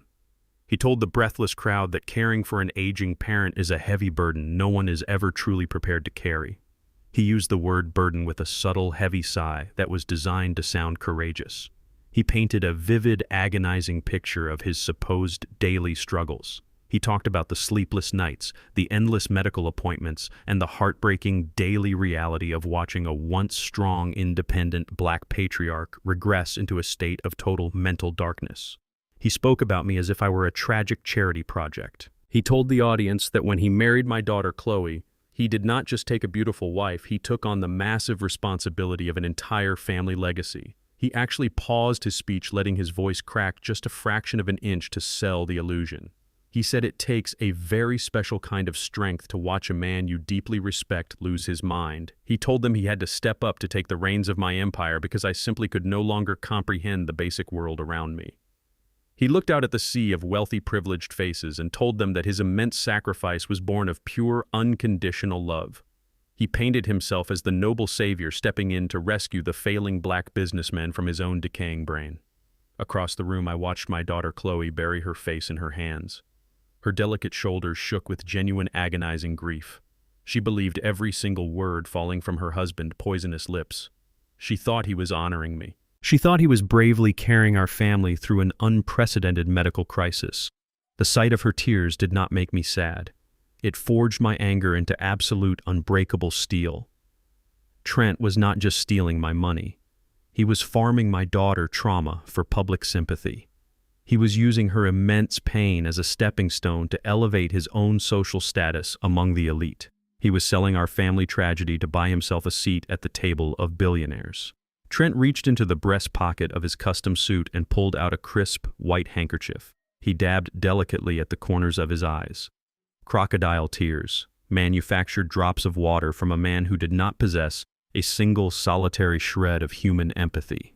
He looked directly at the dark corner where my wheelchair was parked. The stage spotlight immediately followed his gaze, cutting through the darkness and illuminating my slumped, pathetic posture for the entire ballroom to see. A collective murmur of pity rippled through the wealthy crowd. They looked at me with sad, condescending eyes, seeing exactly what Trent wanted them to see: an empty shell of a man. Trent raised his crystal champagne flute toward me. He dedicated the official launch of his fraudulent $15 million investment fund to my memory. He spoke into the microphone, his voice ringing with absolute triumph. "Desmond Holloway may not know who we are tonight. He may not understand the magnitude of what we are building in this room. But I promise you all I will carry his legacy forward. I will manage his wealth with the exact same ruthless precision he used to build it. Tonight, we do not mourn the mind he lost. We celebrate the empire he left in my capable hands." The response from the crowd was deafening. The entire ballroom rose to their feet in a massive synchronized wave. It was a standing ovation for the heroic, self-sacrificing son-in-law. Rich men nodded in solemn, profound respect. Wealthy women wiped tears from their perfectly powdered cheeks, clapping until their hands hurt. The thunderous applause echoed off the vaulted gold-leaf ceilings. Trent stood on the center of the stage, soaking in the absolute blind adoration. He closed his eyes, tilting his head back slightly, drinking in the applause, like a starving man drinking from a river. He felt like a god among men. He truly believed he had successfully orchestrated the greatest financial heist in the history of this city, all while being applauded as a living saint. I sat in the medical wheelchair, surrounded by the noise of clapping hands and cheering voices. The silence inside my own mind was absolute. It was the terrifying heavy stillness right before a Category 5 hurricane rips the roof off a house. The trap was completely full. The audience was captive. The confession was painfully public. Trent had pushed all of his chips to the absolute center of the table. He had built his golden pedestal as high as it could possibly go. All that was left for me to do was kick the marble pillar out from underneath his feet. I slowly placed my hands on the rubber armrests of the wheelchair. I uncrossed my stiff legs and planted my leather dress shoes firmly on the polished marble floor. I took a deep, slow breath, filling my lungs with the cold air of the ballroom. The time for playing the victim had expired. The performance was over. The storm was here. The thunderous applause was still echoing off the gold-leaf ceilings. Hundreds of the wealthiest people in Atlanta were on their feet clapping for a man who had just plotted my murder. They thought they were witnessing a beautiful passing of the torch. They thought they were looking at a tragic, broken old man in the corner. I gripped the rubber armrests of the medical wheelchair. The heavy checkered blanket was still draped over my knees. I took one final deep breath, filling my lungs with the crisp air of the ballroom. I closed my eyes for a fraction of a second and mentally buried the weak, drooling old fool Trent thought I was. That character was officially dead. The real Desmond Holloway was ready to reclaim his empire. I pushed down on the armrests. My muscles ached from playing stiff and paralyzed all day, but the pure, molten rage burning in my veins pushed the pain aside entirely. I planted my polished leather shoes firmly on the cold marble floor. And then slowly and deliberately, I stood up. The heavy checkered blanket slid off my lap and pooled on the floor around the wheels of the chair. I did not stumble. I did not shake. I straightened my spine, pulling my shoulders back until I stood at my full height. For the past 3 months, I had been hunched over, making myself look frail and small. But tonight, standing in the shadows of that ballroom, I was the exact same towering figure who had commanded construction sites and ruthlessly negotiated multi-million-dollar deals for 4 decades. I reached up with steady hands and adjusted the lapels of my oversized tuxedo. I smoothed back my hair and set my jaw into stone. The transition was not magical. It was just a man putting his armor back on. The people standing closest to my dark corner were the first to notice. A wealthy real estate developer and his wife, who had just been looking at me with profound pity, suddenly stopped clapping. The woman gasped lightly, covering her mouth with her manicured hand. The developer took a physical step backward, his eyes widening in absolute shock. The disruption rippled outward like a rock thrown into a perfectly still pond. The people next to them stopped clapping to see what they were staring at. Then the next table stopped. Then the next. The thunderous standing ovation began to falter, dying out in jagged, uneven chunks. Within 10 seconds, the roaring applause deteriorated into a confused, disjointed smattering of claps. 5 seconds after that, the entire grand ballroom fell into an absolute suffocating silence. You could hear a pin drop on the marble floor. All eyes shifted from the glowing stage to the dark corner in the back of the room. The sea of politicians, billionaires, and socialites parted instinctively. They stepped aside, forming a wide, clear path that led directly from my discarded wheelchair all the way up to the mahogany podium. On the stage, Trent was frozen. His hands were still raised in mid-clap, accepting the adulation of the crowd. The smug, triumphant smile that had been plastered across his handsome face was violently erased. His jaw literally dropped. He stared at me, standing tall and perfectly rigid at the back of the room. His blue eyes bulged with a level of pure, unadulterated terror I had never seen in a human being before. His brain was violently short-circuiting, trying to process an impossible reality. The man he had legally condemned as a late-stage dementia patient, the man he had drugged and abused and pushed to the brink of death, was standing under his own power, looking back at him with the cold, dead eyes of an executioner. Across the room I heard the sharp sound of shattering glass.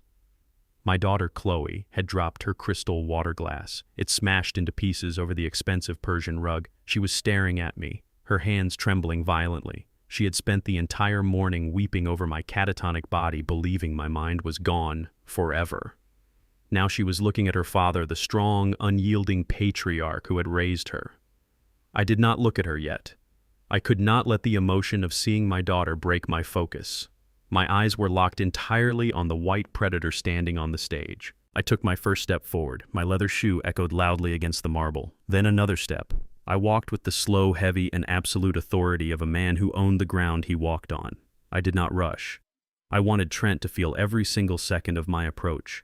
I wanted the suffocating pressure of his impending doom to crush his chest. As I walked down the center aisle, the wealthy elite of Atlanta shrunk back from me. I saw the faces of men I had done business with decades ago, men who knew exactly how ruthless Desmond Holloway could be when backed into a corner. The same people who had just been pitying me now looked at me with deep, visceral fear. The energy radiating from my body was pure, uncontained menace. I was not a sick old man. I was a highly dangerous individual whose territory had been violated, and I was here to exact a ruthless toll. I reached the base of the stage. Trent was practically hyperventilating. His chest heaved and sweat began to bead instantly on his forehead, ruining his perfect appearance. He took a stumbling step backward, away from the podium, his knuckles turning white as he gripped the edge of the wood. He opened his mouth to speak, to call for security, to say absolutely anything to maintain his fragile illusion, but no sound came out. His vocal cords were completely paralyzed by panic. I walked up the carpeted stairs to the stage.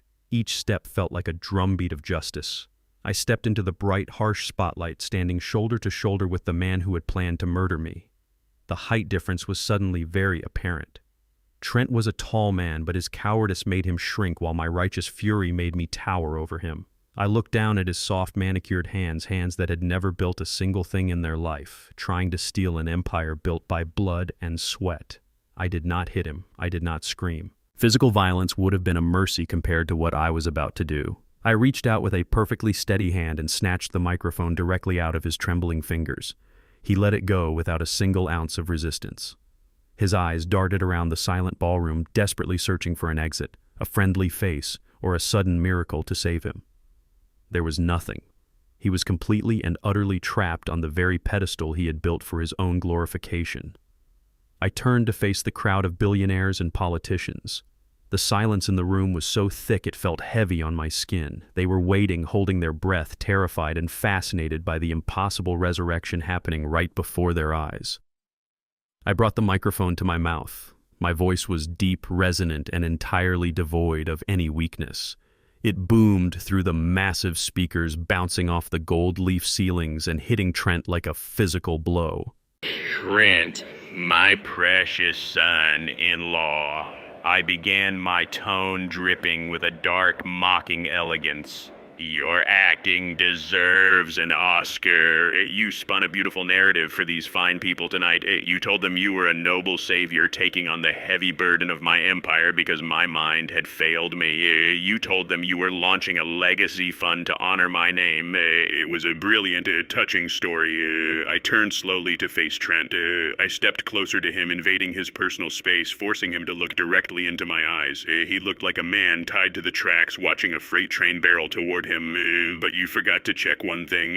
I whispered into the microphone, the sound echoing like a death knell in the massive room. You forgot to make sure the lion was actually dead before you tried to steal his kingdom. I held the microphone loosely in my hand, feeling the solid weight of the cold metal. The absolute silence in the grand ballroom was intoxicating. Hundreds of the wealthiest, most powerful people in Atlanta were staring at me, completely paralyzed by the impossible scene unfolding before them. They had spent the last hour mourning my mind, clapping for my supposed successor, and pitying my tragic decline. Now they were holding their breath, waiting for the dead man to speak. I turned my attention away from my terrified son-in-law for a brief moment and looked directly out into the sea of tailored tuxedos and diamond necklaces. Ladies and gentlemen of the Atlanta elite, I began, my voice steady, deep, and echoing flawlessly through the state-of-the-art sound system.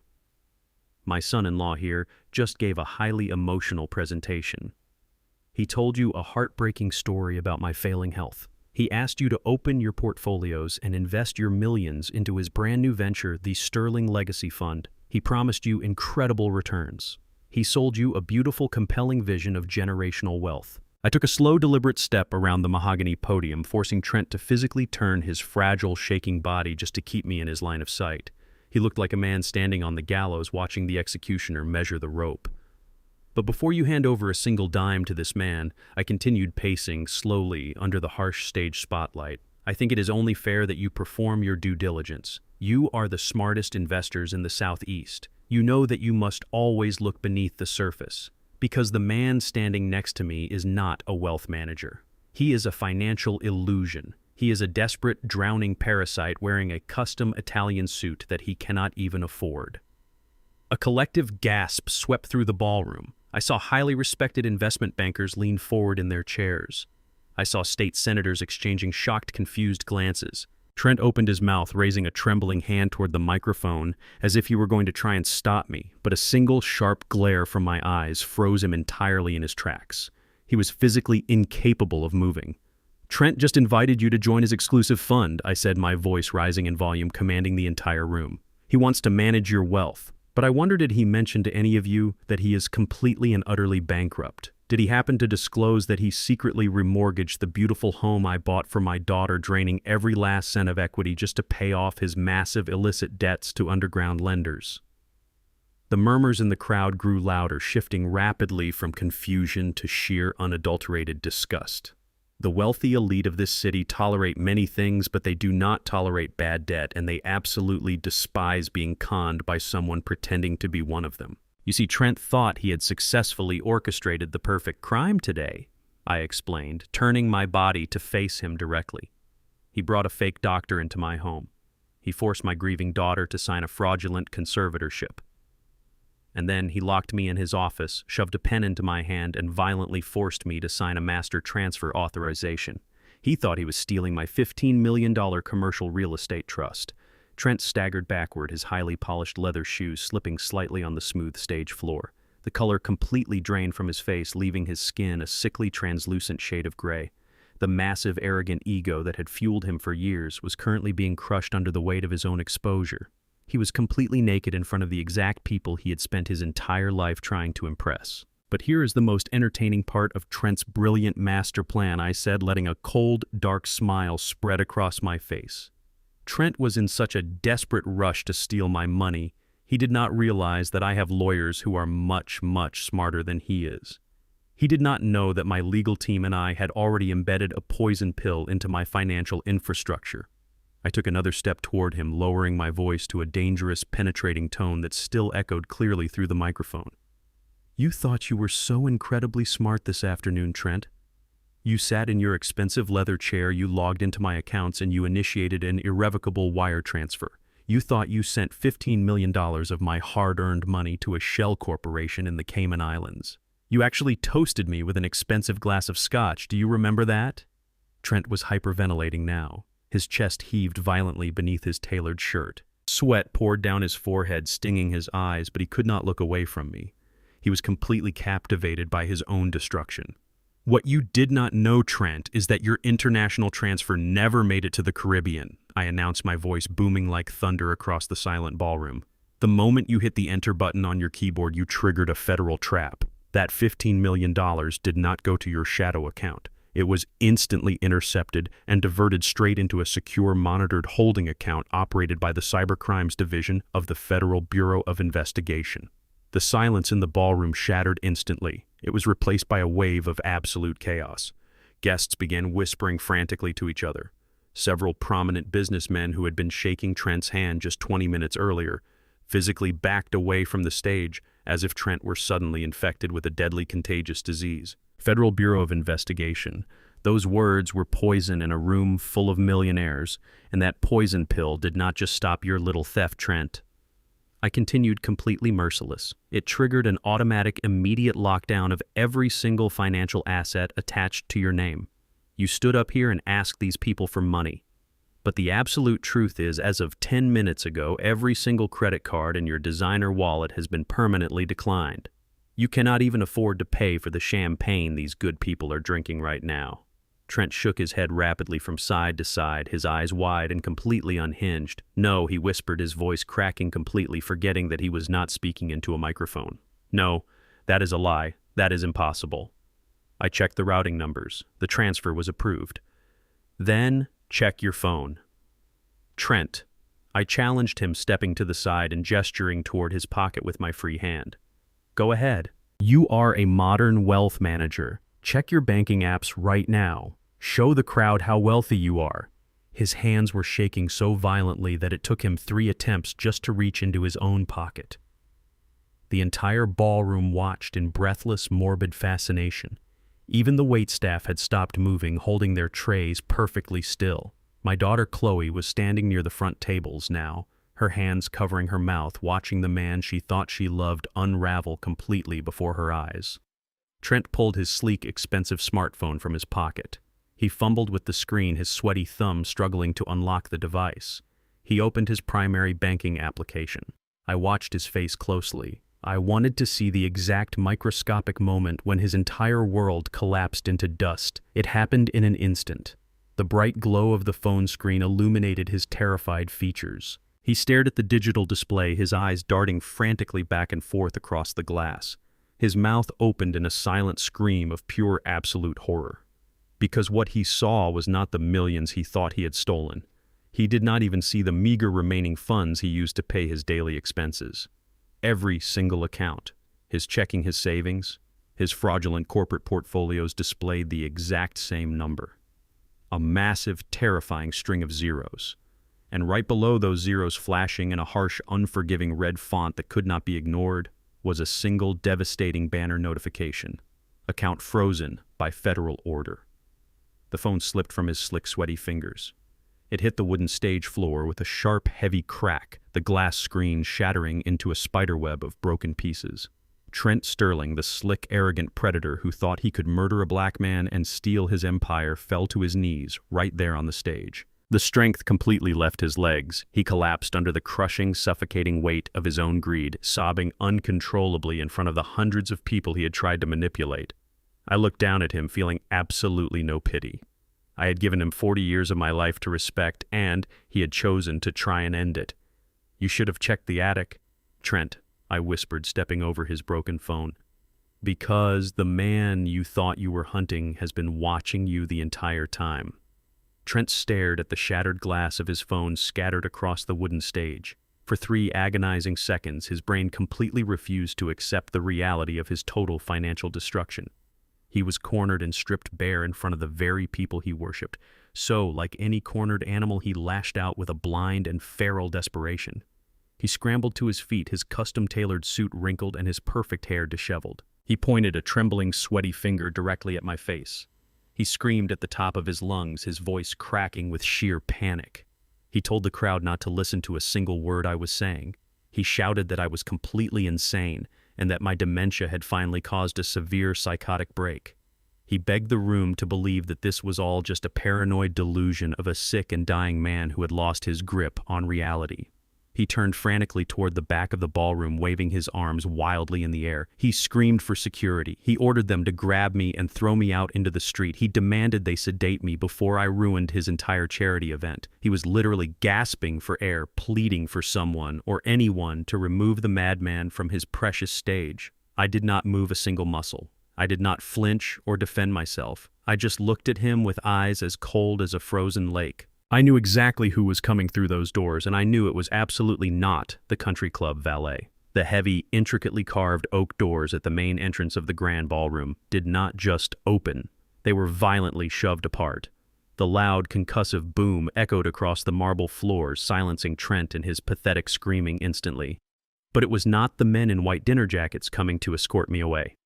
It was a dark and overwhelming wave of tactical gear. A highly coordinated squad of armed federal agents flooded into the opulent room. They moved with terrifying and absolute precision, fanning out across the perimeter and securing every single exit in a matter of seconds. The wealthy elite of Atlanta, the billionaires, and the politicians who thought they were untouchable collectively backed away. They pressed themselves against the gold leaf walls in absolute stunned silence. Women clutched their pearl necklaces and men dropped their champagne glasses. Walking directly down the center aisle, parting the sea of high society like Moses parting the Red Sea, was my youngest son. Malik was not wearing a tuxedo tonight. He was wearing his federal windbreaker with the bold yellow letters of the FBI stark against the dark fabric. His face was a mask of pure, unyielding professional authority, but I could see the fierce protective fire of a sun burning right behind his eyes. Malik marched straight up to the stage. He did not even look at the terrified crowd.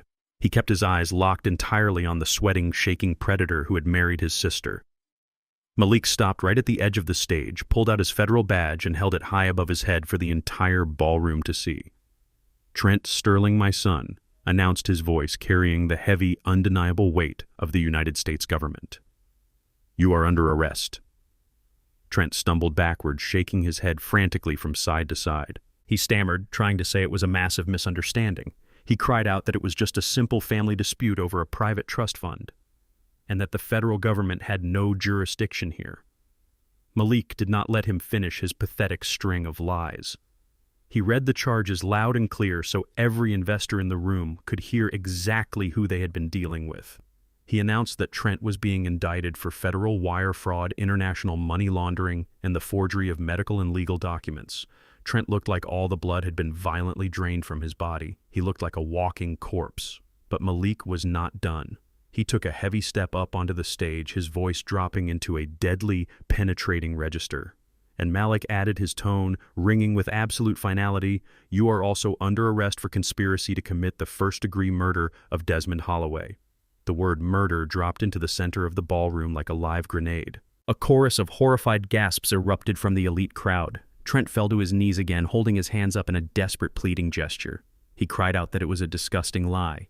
He swore that I was making it all up because I hated him and that he would never, ever try to hurt me. He looked out at the crowd, begging them to remember his noble savior routine from just 10 minutes ago. I looked down at him, utterly disgusted by his profound cowardice. I turned to Malik and gave him a slow, subtle nod. It was time to deliver the final killing blow to Trent's reputation. Malik reached into his tactical vest and pulled out a small digital interface device.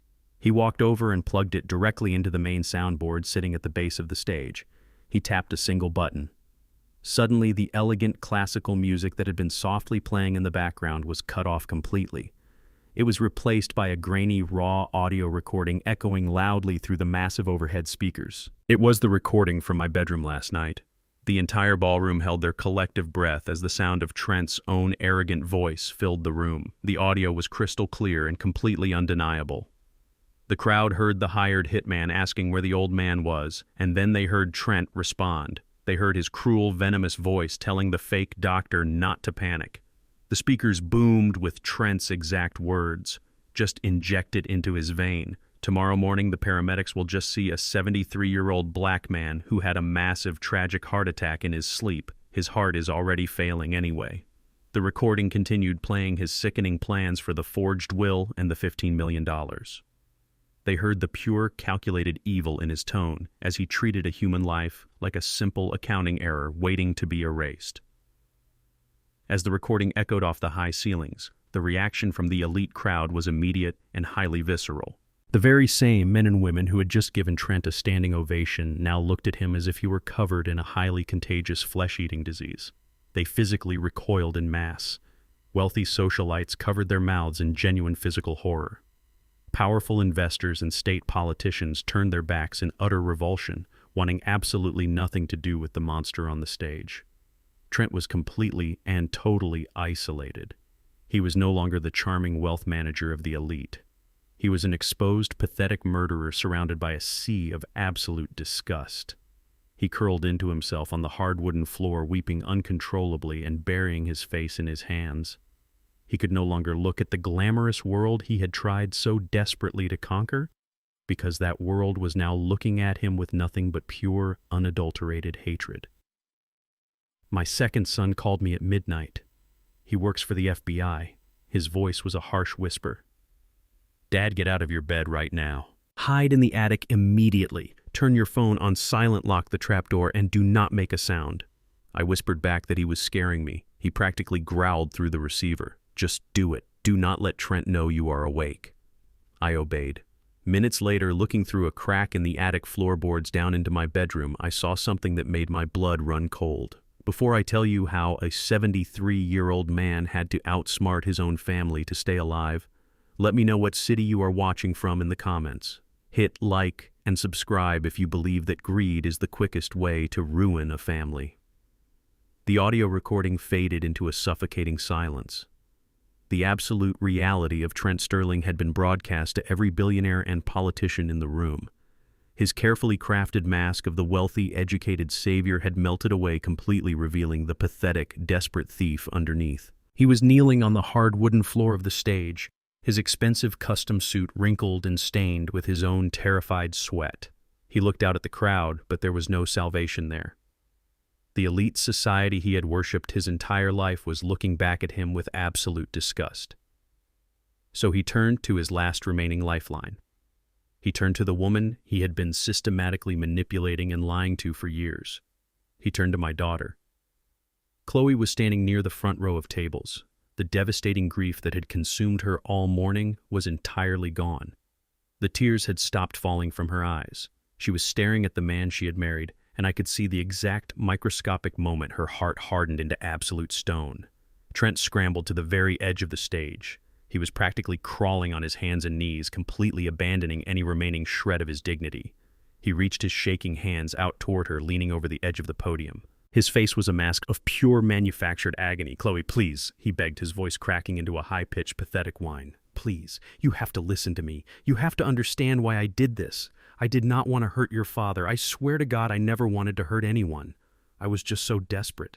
I stood perfectly still on the stage, looking down at him. I could have signaled my son Malik to drag him away right then and there. I could have ended his pathetic speech with a single nod, but I held my ground. I knew that I could not fight this particular battle for my daughter. I had protected Kloe her entire life. I had bought her that massive house. I had shielded her from the ugly, brutal realities of the world. But my protection had accidentally blinded her to the monsters hiding in plain sight. If I stepped in now, she would forever remain a victim of his manipulation.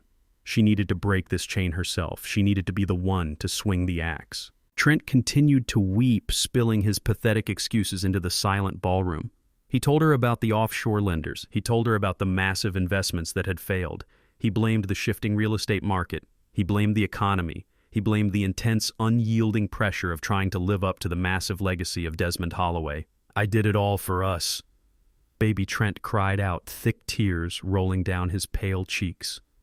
"The men I owed money to were incredibly dangerous. They threatened to take everything we had. They threatened to take the house. They threatened to come after you. I was terrified, Kloe. I only took the money from the retirement fund to keep you safe. And the trust fund, I only wanted to transfer it so we could start over somewhere new, somewhere far away from all this pressure. I did all of this to protect our future. I did it for you. It was the ultimate sociopathic manipulation." Even backed into a federal corner facing 30 years in a maximum security prison, he was still trying to gaslight his wife. He was trying to make himself the tragic hero of his own murder plot. Kloe stood perfectly still, listening to his desperate lies. She looked down at his shaking hands, reaching out for her. Then she slowly lifted her head and looked directly at me. We locked eyes across the short distance. She saw the absolute calm in my posture. She saw the unwavering strength of a father who had survived the worst the world had to offer and had come back from the dead to protect his own. I did not nod. I did not speak. I just watched her. Kloe took a deep breath. Her shoulders squared and her spine straightened. She took a slow, deliberate step toward the stage. Then another. She walked with a terrifying, quiet grace that reminded me so much of her late mother, Beatrice. She stopped right at the edge of the stage, looking down at the crawling, weeping man who had promised to love and protect her. Trent let out a massive sigh of relief, thinking his emotional blackmail had actually worked. He reached out to grab her hands, but Kloe swiftly pulled them back, crossing her arms over her chest. "You mortgaged the home my father bought for us," Kloe said. Her voice was not loud, but the sheer coldness of her tone cut through the silent ballroom like a freshly sharpened razor. "You forged legal documents. You hired a fake doctor to drug my father in my own house. You stood beside me and held my hand while I cried over his failing mind, knowing you were the one poisoning him." Trent shook his head violently. Kloe, please, you do not understand the pressure I was under. I had no other choice. We were going to lose everything. You were going to lose everything, Kloe corrected him, her voice rising with a sudden fierce power. You gambled away your firm. You stole my father money to cover your own failures. And when that was not enough, you decided his life was a fair price to pay for your massive, fragile ego. You were going to steal $15 million, flee to the Cayman Islands, and leave me here completely alone to deal with the banks and the federal investigators. You were going to throw me to the wolves.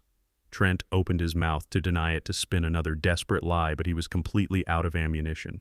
The truth was standing right in front of him, and it was absolutely crushing him. Kloe slowly raised her left hand. She looked down at the massive, glittering diamond engagement ring and the platinum wedding band on her finger.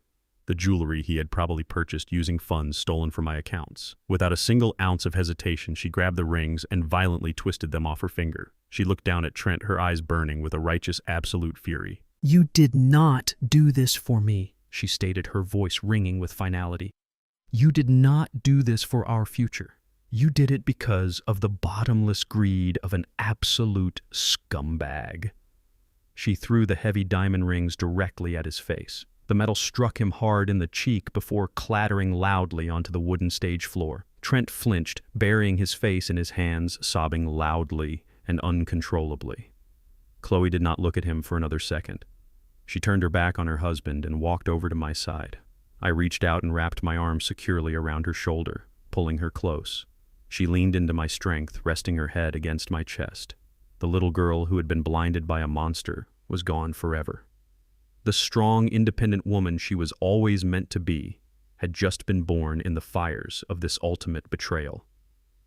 Malik stepped forward. He did not say another word to Trent. There was no need for any more dialogue. Malik grabbed Trent roughly by the collar of his expensive ruined suit and hauled him forcefully to his feet. Trent offered zero resistance. He was completely broken, utterly defeated by the total collapse of his grand illusion. Malik spun him around and slammed him face first against the polished mahogany podium. He kicked Trent legs apart and grabbed his arms, twisting them sharply behind his back. The heavy metallic ratcheting sound of federal handcuffs snapping tightly around Trent's wrists echoed through the silent ballroom. It was the most beautiful sound I had heard in my entire life. It was the sound of absolute, undeniable justice. At that exact moment, the heavy double doors at the back of the ballroom swung open again. 2 more heavily armed federal agents marched into the room. Sandwiched between them, his head hung low in absolute shame, was the man who had pretended to be Dr. Eris. The hired hitman was already wearing handcuffs, his expensive medical bag confiscated as federal evidence. Malik's team had tracked him down and arrested him before he could even spend a single dollar of the blood money Trent had paid him. The entire conspiracy had been surgically and completely dismantled. The federal net had captured every single rat hiding in the walls of my family. Malik handed Trent off to 2 tactical agents. They grabbed him by the arms and began to drag him down the center aisle of the ballroom. The wealthy elite of Atlanta, the people Trent had desperately tried to impress, parted instantly to let the disgraced criminal pass. No one offered a word of sympathy. No one looked at him with anything but sheer absolute revulsion. Trent Sterling was completely erased from civilized society. I stood on the stage with my arm around my daughter and my son standing proudly by my side. I watched the heavy oak doors close behind the federal agents, taking the garbage out of my life forever. The storm had finally passed, and the foundation of my empire remained absolutely unshaken. 3 months passed since the night the federal agents dragged Trent Sterling out of that grand ballroom. The swift, brutal gears of the United States justice system had completely consumed his life. I walked into the federal courthouse in downtown Atlanta on a crisp Tuesday morning wearing a charcoal gray tailored suit. My son Malik walked on my right side, and my daughter Kloe walked on my left. Her head was held high. The fragile, weeping girl from the mansion was gone, completely replaced by a strong, resilient woman who had spent the last 90 days taking her entire life back. The courtroom was vast and intimidating, filled with polished oak, heavy mahogany benches and the suffocating silence of absolute authority. The gallery was packed with reporters, local politicians, and members of the public who had followed the dramatic collapse of the fake wealth manager. I took my seat in the front row and looked across the aisle at the defense table. Trent looked completely unrecognizable. The arrogant, slick predator who wore custom Italian suits and drank $200 scotch was entirely gone. He was wearing an oversized, bright orange prison jumpsuit. His perfectly styled hair was thinning and unkempt. His face was gaunt, his skin pale and sallow from spending 23 hours a day in a federal holding cell. He looked small, pathetic, and deeply terrified. He refused to look in our direction, keeping his eyes glued strictly to the wooden table in front of him. His high-priced defense attorney, an aggressive man famous for getting white-collar criminals reduced sentences, stood up to address the jury. The defense strategy was incredibly predictable, but deeply offensive. The lawyer paced in front of the jury box, weaving a pathetic tale of a young, ambitious man who was simply crushed under the impossible expectations of his wealthy, domineering father-in-law. The lawyer tried to paint Trent as a victim of extreme psychological pressure. He argued that Trent was drowning in a shifting economy, completely overwhelmed by the massive financial shadow cast by the great Desmond Holloway.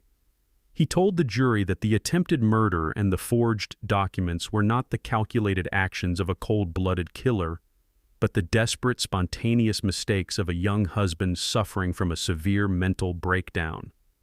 He claimed it was a crime of blind panic driven by the pure terror of failing his family. I sat there listening to this highly paid lawyer try to turn a calculated assassination into a tragic mental health crisis.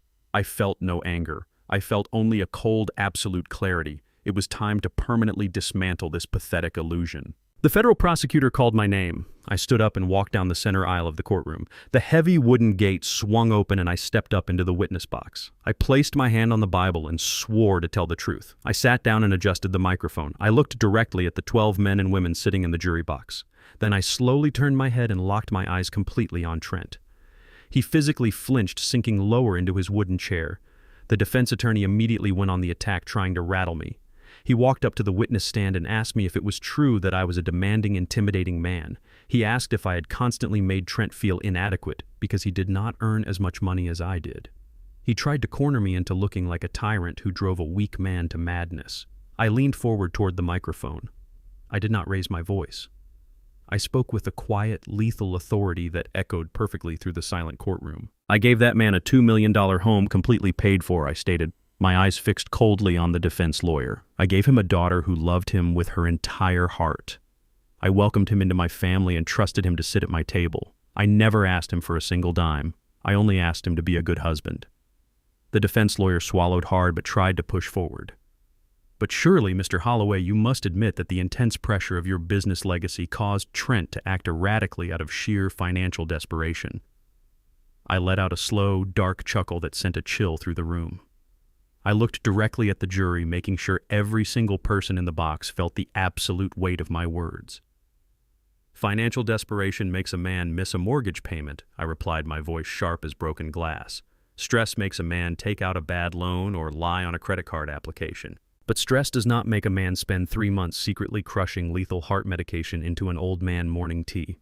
Stress does not make a man hire a criminal hitman to pose as a neurologist in my own living room. Stress does not make a man violently grab my hand, dig my thumb into an ink pad, and force a dying man to forge a $15 million federal wire transfer. I paused, letting the horrific reality of those facts hang heavy in the sterile courtroom air. I pointed a steady finger directly at Trent. That man did not have a sudden mental breakdown. I continued, my voice rising with absolute, undeniable righteous fury. He executed a meticulously planned 90-day assassination protocol. He researched the exact drugs needed to mimic a natural heart attack. He paid $50,000 in stolen cash to a federal fugitive to create fake medical conservatorship papers. He looked my grieving daughter directly in the eyes, holding her hand, while he secretly planned to leave her completely bankrupt and homeless. That is not panic. That is pure, unadulterated evil. The courtroom was absolutely breathless. The defense attorney took a physical step backward, completely disarmed by the sheer brutal reality of my testimony. He had absolutely no counter-argument. He could not debate the high-definition micro-camera footage the prosecution had already played for the court. He could not debate the audio recording of Trent bragging about my failing heart. My testimony was simply the final devastating nail driven into the coffin of their pathetic psychological defense. The lawyer quietly thanked me and practically retreated to his seat. The prosecutor rested his case. The judge gave the jury their final instructions and dismissed them to the deliberation room. Federal trials of this magnitude involving massive financial fraud and attempted murder usually take juries several days to untangle. They have to review thousands of pages of banking records, wiretap transcripts, and complex medical testimonies. We sat in the wooden pews waiting for the long, agonizing process to begin. But we did not have to wait long. Exactly 40 minutes after the heavy doors of the deliberation room clicked shut, the bailiff stepped back out into the courtroom. He handed a single sheet of paper to the judge. A collective gasp rippled through the gallery. 40 minutes. It was virtually unprecedented in a federal trial. The jury did not need days to debate the evidence. The truth was so brutally obvious that they had made their decision before the coffee in their break room even got cold. Trent was ordered to stand. He was shaking so violently that his defense attorney had to physically hold him up by his elbow. The foreman of the jury, a stern-looking woman in her 50s, stood up and read the verdict loud and clear. On the charge of federal wire fraud, the jury finds the defendant guilty. On the charge of international money laundering, the jury finds the defendant guilty. On the charge of conspiracy to commit medical and legal forgery, guilty. And on the supreme charge of conspiracy to commit first-degree murder, the jury finds the defendant guilty. Guilty on every single count. Trent's legs completely gave out beneath him. He collapsed heavily into his chair, burying his face in his shackled hands, sobbing loudly and uncontrollably. The pathetic wailing echoed through the massive courtroom, but there was not a single ounce of sympathy to be found anywhere. I did not smile. I did not cheer. I simply stood up from my wooden bench, buttoned my suit jacket, and placed my arm around my daughter's shoulders. Kloe looked at the broken, weeping man she used to call her husband, and she did not shed a single tear. Her eyes were completely dry, and her posture was solid rock. She had survived the fire, and she had come out stronger. We turned our backs on Trent Sterling and walked slowly down the center aisle of the courtroom. The heavy wooden doors swung open, spilling bright natural sunlight into the dark federal building. The silent adjustment was officially complete. The predator had been permanently caged, and my family was finally free. 2 weeks after the guilty verdict, the federal court convened for the official sentencing phase. The courtroom felt different this time. The tense anticipation was gone, replaced by the cold, heavy certainty of impending justice. Trent stood before the federal judge wearing his bright orange jumpsuit and heavy iron shackles around his wrists and ankles. The chains rattled loudly in the quiet room, a harsh metallic reminder of his permanent new reality. The judge, a stern man with decades of experience, looked down from the bench with absolute disgust. He did not mince his words. He addressed Trent directly, calling his crimes a calculated, deeply cynical, and horrific exploitation of family trust and human vulnerability. The judge stated that attempting to murder a vulnerable elderly man to steal his life savings was a profound act of moral bankruptcy. Then the judge brought down his heavy wooden gavel. He sentenced Trent Sterling to 40 years in a maximum security federal penitentiary. He explicitly denied any possibility of early parole. Trent would be well into his 80s before he ever had a chance to breathe free air again, assuming he survived that long in a maximum security environment. Trent collapsed to his knees right there in the courtroom, weeping and begging for mercy that he did not deserve. But the most poetic and brutal justice came immediately after the sentencing. Trent belonged to an old aristocratic white family who prided themselves on their pristine public image. They had attended the hearing, sitting strictly in the back row. They did not come to support their son. They came to witness the burial of his reputation. As the federal marshals dragged Trent away, he looked desperately toward the gallery, screaming for his father to help him. His father simply stood up, turned his back, and walked out of the courtroom without a single backward glance. Trent was completely and utterly erased from his own bloodline. He was abandoned to the federal system entirely alone.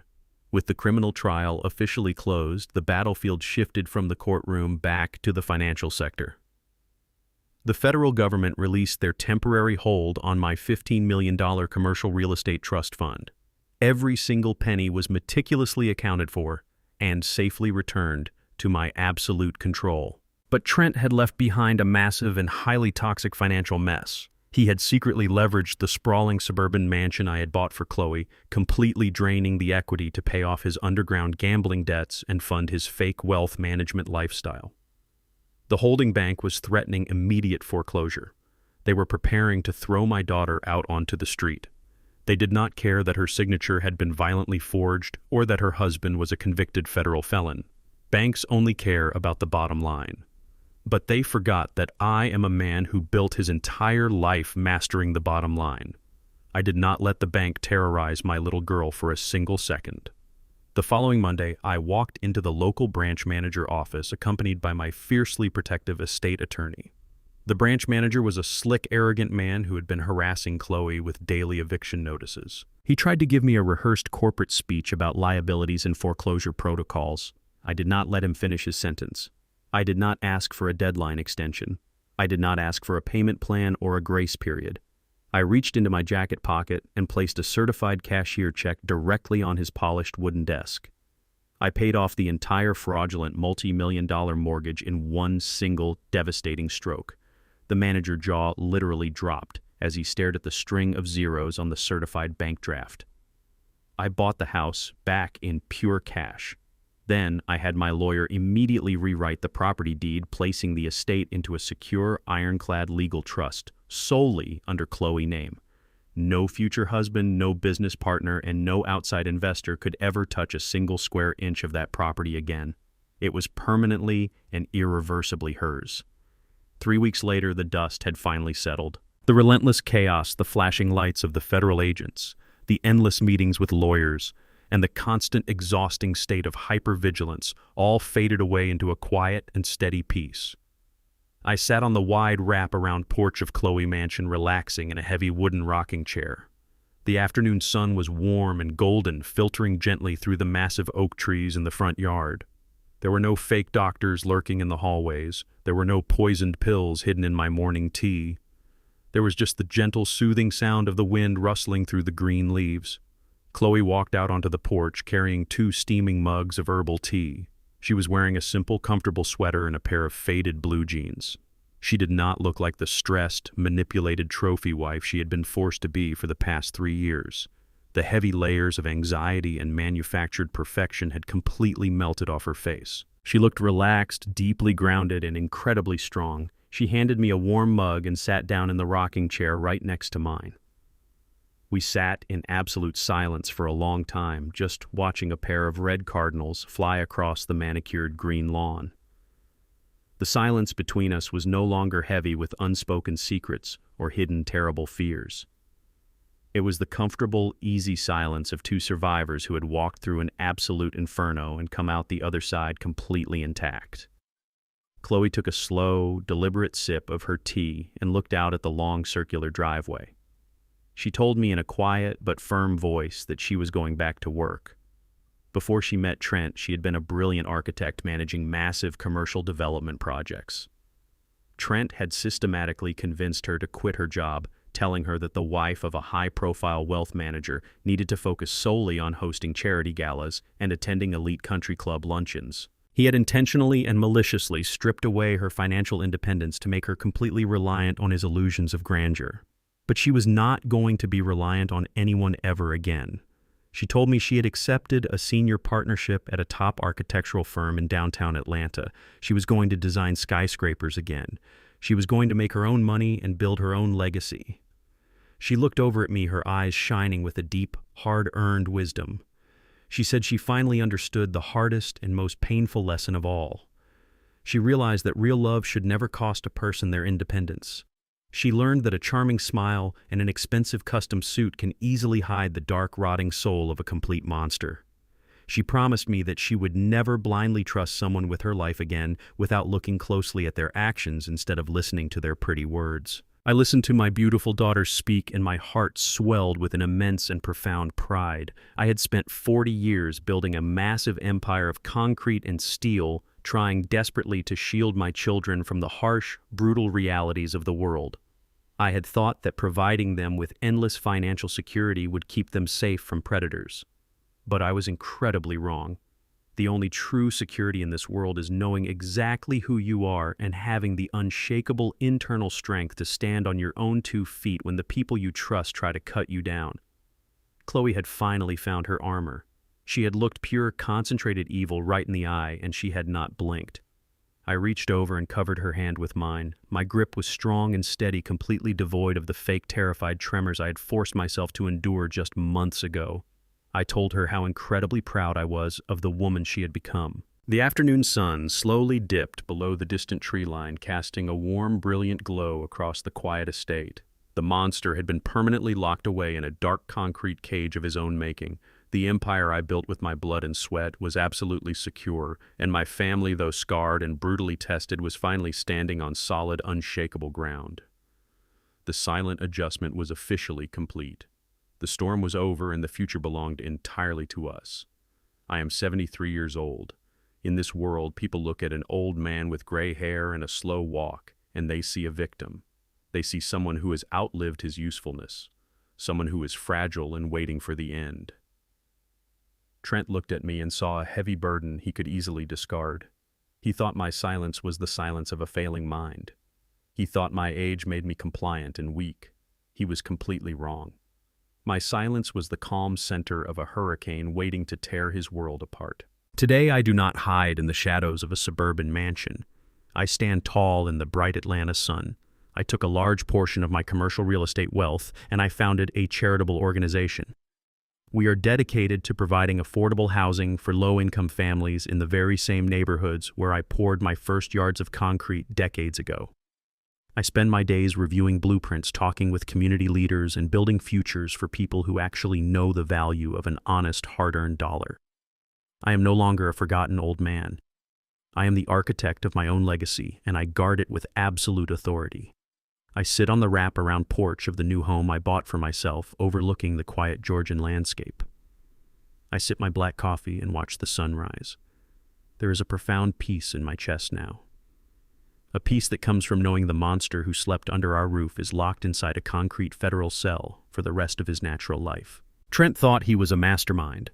He thought his youth and his white-collar arrogance gave him the ultimate advantage over a retired black engineer. But he forgot the golden rule of construction. You can build the most beautiful house in the world, but if the foundation is made of lies, it will inevitably collapse. I simply provided the earthquake. When I look at my family now, I see pure, unbreakable strength. Every Sunday, Kloe and Malik come over for dinner. We sit around a large oak table sharing food and talking about our weeks. We do not talk about Trent. His name has been completely erased from our vocabulary. He is a ghost, a distant nightmare that no longer has any power over our reality. I see my son Malik walking up my driveway wearing his dark federal windbreaker, his badge gleaming on his belt. He is a fierce protector of justice, and the bond we forged during that terrifying midnight rescue is something no one will ever break. And then I look at my beautiful daughter Kloe. She did not let Trent destroy her spirit. She took the pain, the betrayal, and the immense humiliation, and she used it as fuel. She is back at the drafting table designing massive skyscrapers that will redefine the skyline of this city. She laughs freely now, unburdened by the suffocating weight of a manipulative narcissist.